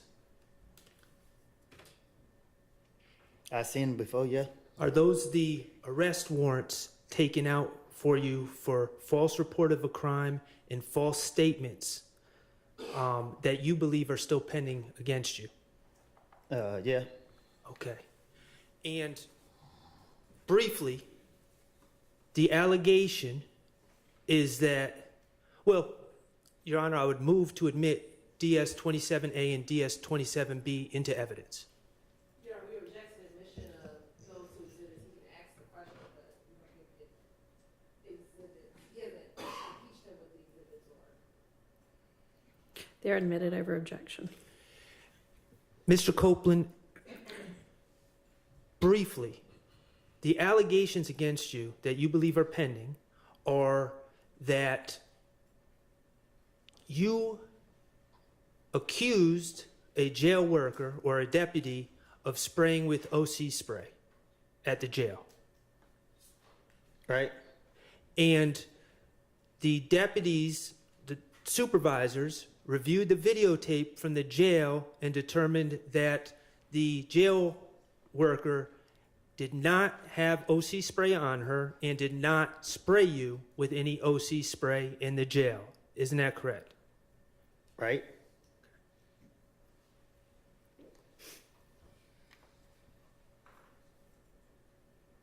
Did you know that the state, while this trial was going on, dismissed that case against you? I didn't know that. Well, I brought you good news. May I approach with 27C? You may.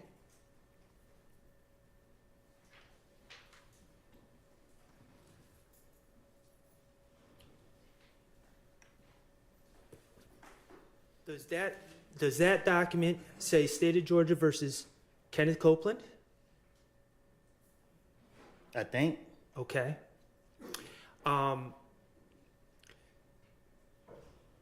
That document indicates. May I approach? You may.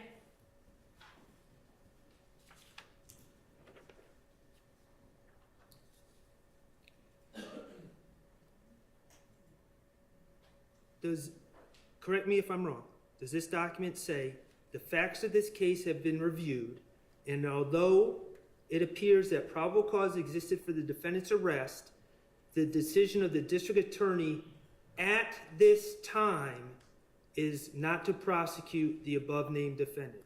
Is that what that says? Yeah.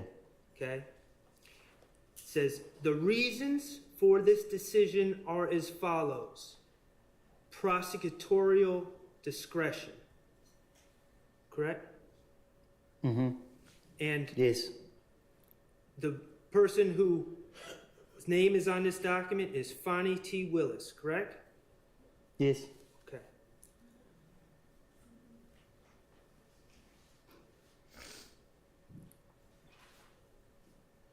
That document does not indicate that your charges, your pending charges for false report of a crime and false statement, they don't indicate that those are dismissed forever, just for now, at this time, correct? I guess. Okay. And nothing in that document says we dismiss this case because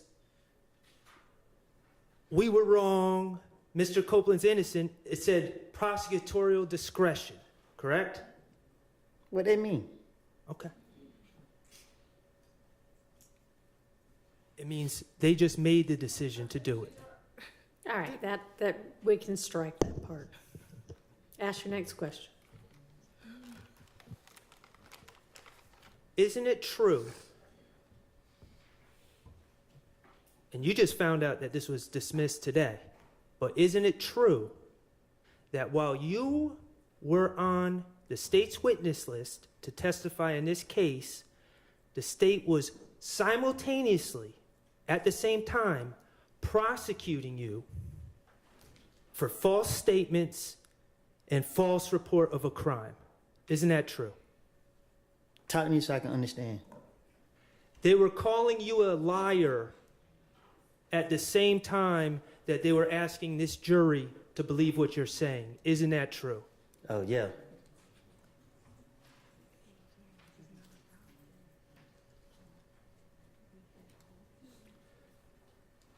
Let's talk about your immunity agreement with the state.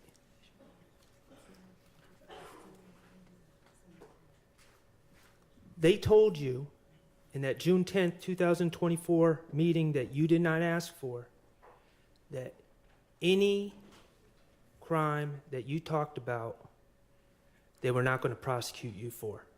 Correct? Yeah. You can talk about shooting Rich Homie Kwan's dad's barber shop. You can talk about shooting Rich Homie Kwan's father. They're not going to prosecute you for those things, right? That's what they told you. That's the promise they made to you. Correct? Characterization of the evidence. Sustained. Is that your understanding? Nothing I say can be used against me. Okay. There's one exception. If I say that I did, yeah, Okay. The Donovan Thomas thing. yes.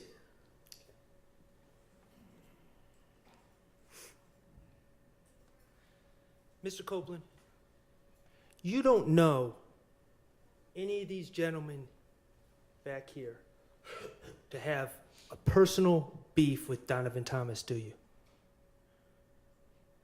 What you mean? Back in 2015, you didn't know any of these gentlemen to have a personal beef with Donovan Thomas. I never said I did. Okay. The reality, Mr. Copeland, is you were the person who had a problem with Donovan Thomas. Isn't that correct?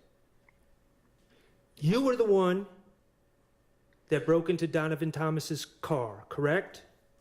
Assuming facts not in evidence. Overruled. You've admitted to it. You're the one that stole Donovan Thomas's chain, correct? Ms. Copeland, you're the one that shot up Donovan Thomas's friend, Rich Homie Kwan's father's barbershop in 2014, correct? You're the one that was going back and forth with Donovan Thomas's brother, Kelvin Watts, correct? You've called his brother a waste of space in October 2021, didn't you? Mr. Copeland's not answering the question, and so Yeah, he needs a apparently response. Mr. Shard doesn't care whether he answers or not, so it's fine with me. I mean, fine if with he me wants too. an answer, he can say that. You called Kelvin Watts a waste of space in October 2021, didn't you? And I don't think nobody walking earth would not agree with it. You said that people would cheer if he died. Correct? I will. Back in the days. You've shot at Donovan Thomas's brother, Kelvin Watts, correct?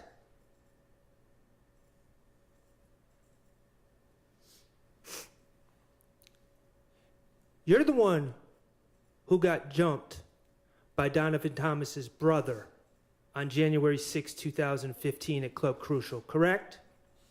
You, not any of these gentlemen. Right? And you're the one that shot up TIG Recording Studio on January 8th, 2015. Isn't that correct? Let me ask you something, Mr. Copeland. You were asked about the green store by Attorney Steele, right? The green store, you're familiar? Yeah. That's actually called Mommy's Grocery in Delhi on Glen Street, correct? I guess. Okay. You estimated that the driving time is 5 minutes. The truth is, to get from the green store to where Donovan Thomas was gunned down, you have to drive a couple hundred feet on Glen Street and take a right onto McDaniel, correct? That's how you get there, right over the tracks. The truth is, it takes less than a minute to make that drive, isn't that correct?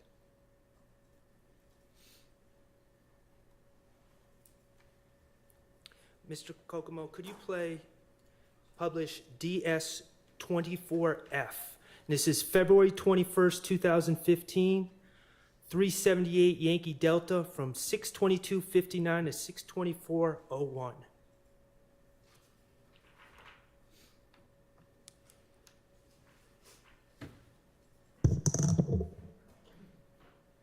I got somebody, but I don't know his name. He was there. He everything. He called the night. Well, I forgot what day they got killed, but. And we're going to start it over, Mr. Copeland, because I didn't provide any context. You spoke on a gang meeting that the Bloods had about you on that Thursday before Donovan Thomas was killed, correct?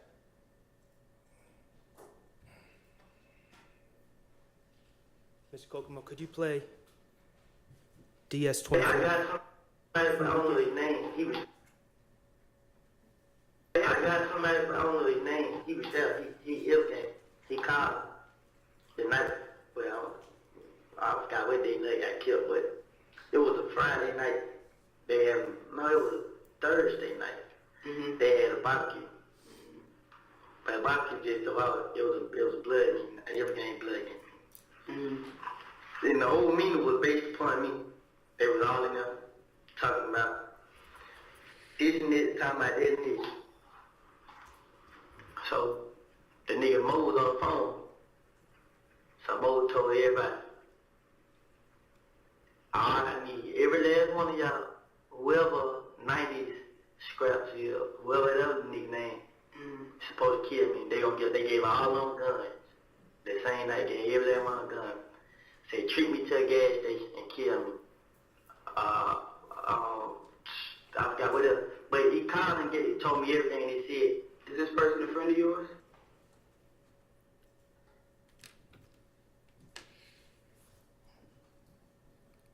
The Bloods had a gang meeting on the Thursday before Donovan Thomas was killed, 2 days before, on the same day that you shot up TIG Studios.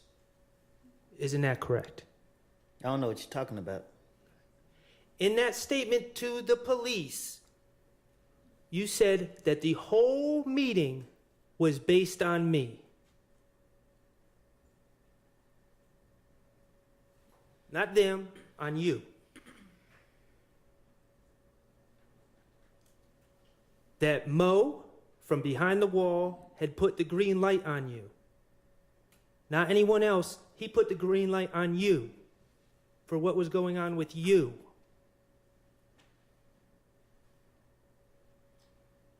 The guy who stole from Donovan Thomas. The guy who shot up the studio with Rich Homie Quan and Donovan Thomas in the studio that night. Yeah, objection, Your Honor, is assuming facts not in the evidence and harassment of their witness. Overruled. You've told the police at that meeting, Donovan Thomas went whoop, approved of the orders to kill you. You told the police that the gang members handed out guns to younger people.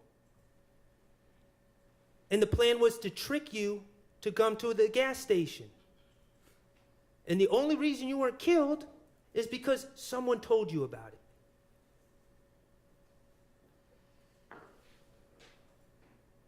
In January 2015, Donovan Thomas was coming after you.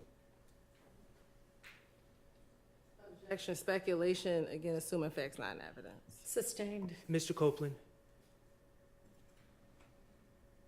you're not the type of guy to back down, are you?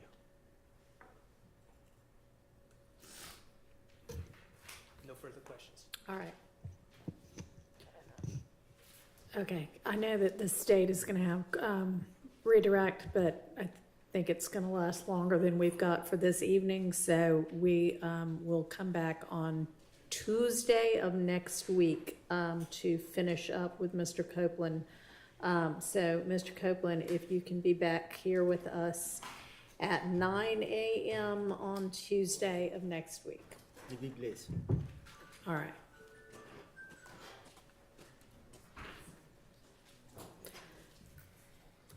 Okay, so I am going to excuse y'all, except I'd like for you to stay after for a minute, if you don't mind. The rest of you, with the reminders to not discuss this case with anybody. Don't let anybody discuss this case with you. Don't talk about it amongst yourselves.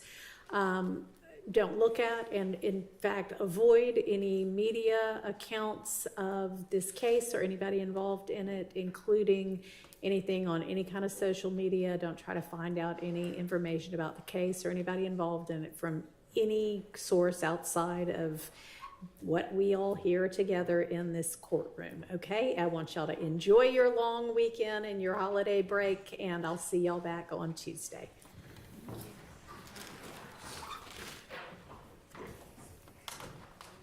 All right, and again, for the media, what we're about to talk about, I'm gonna need y'all to turn off all of the audio and video for. Thank you.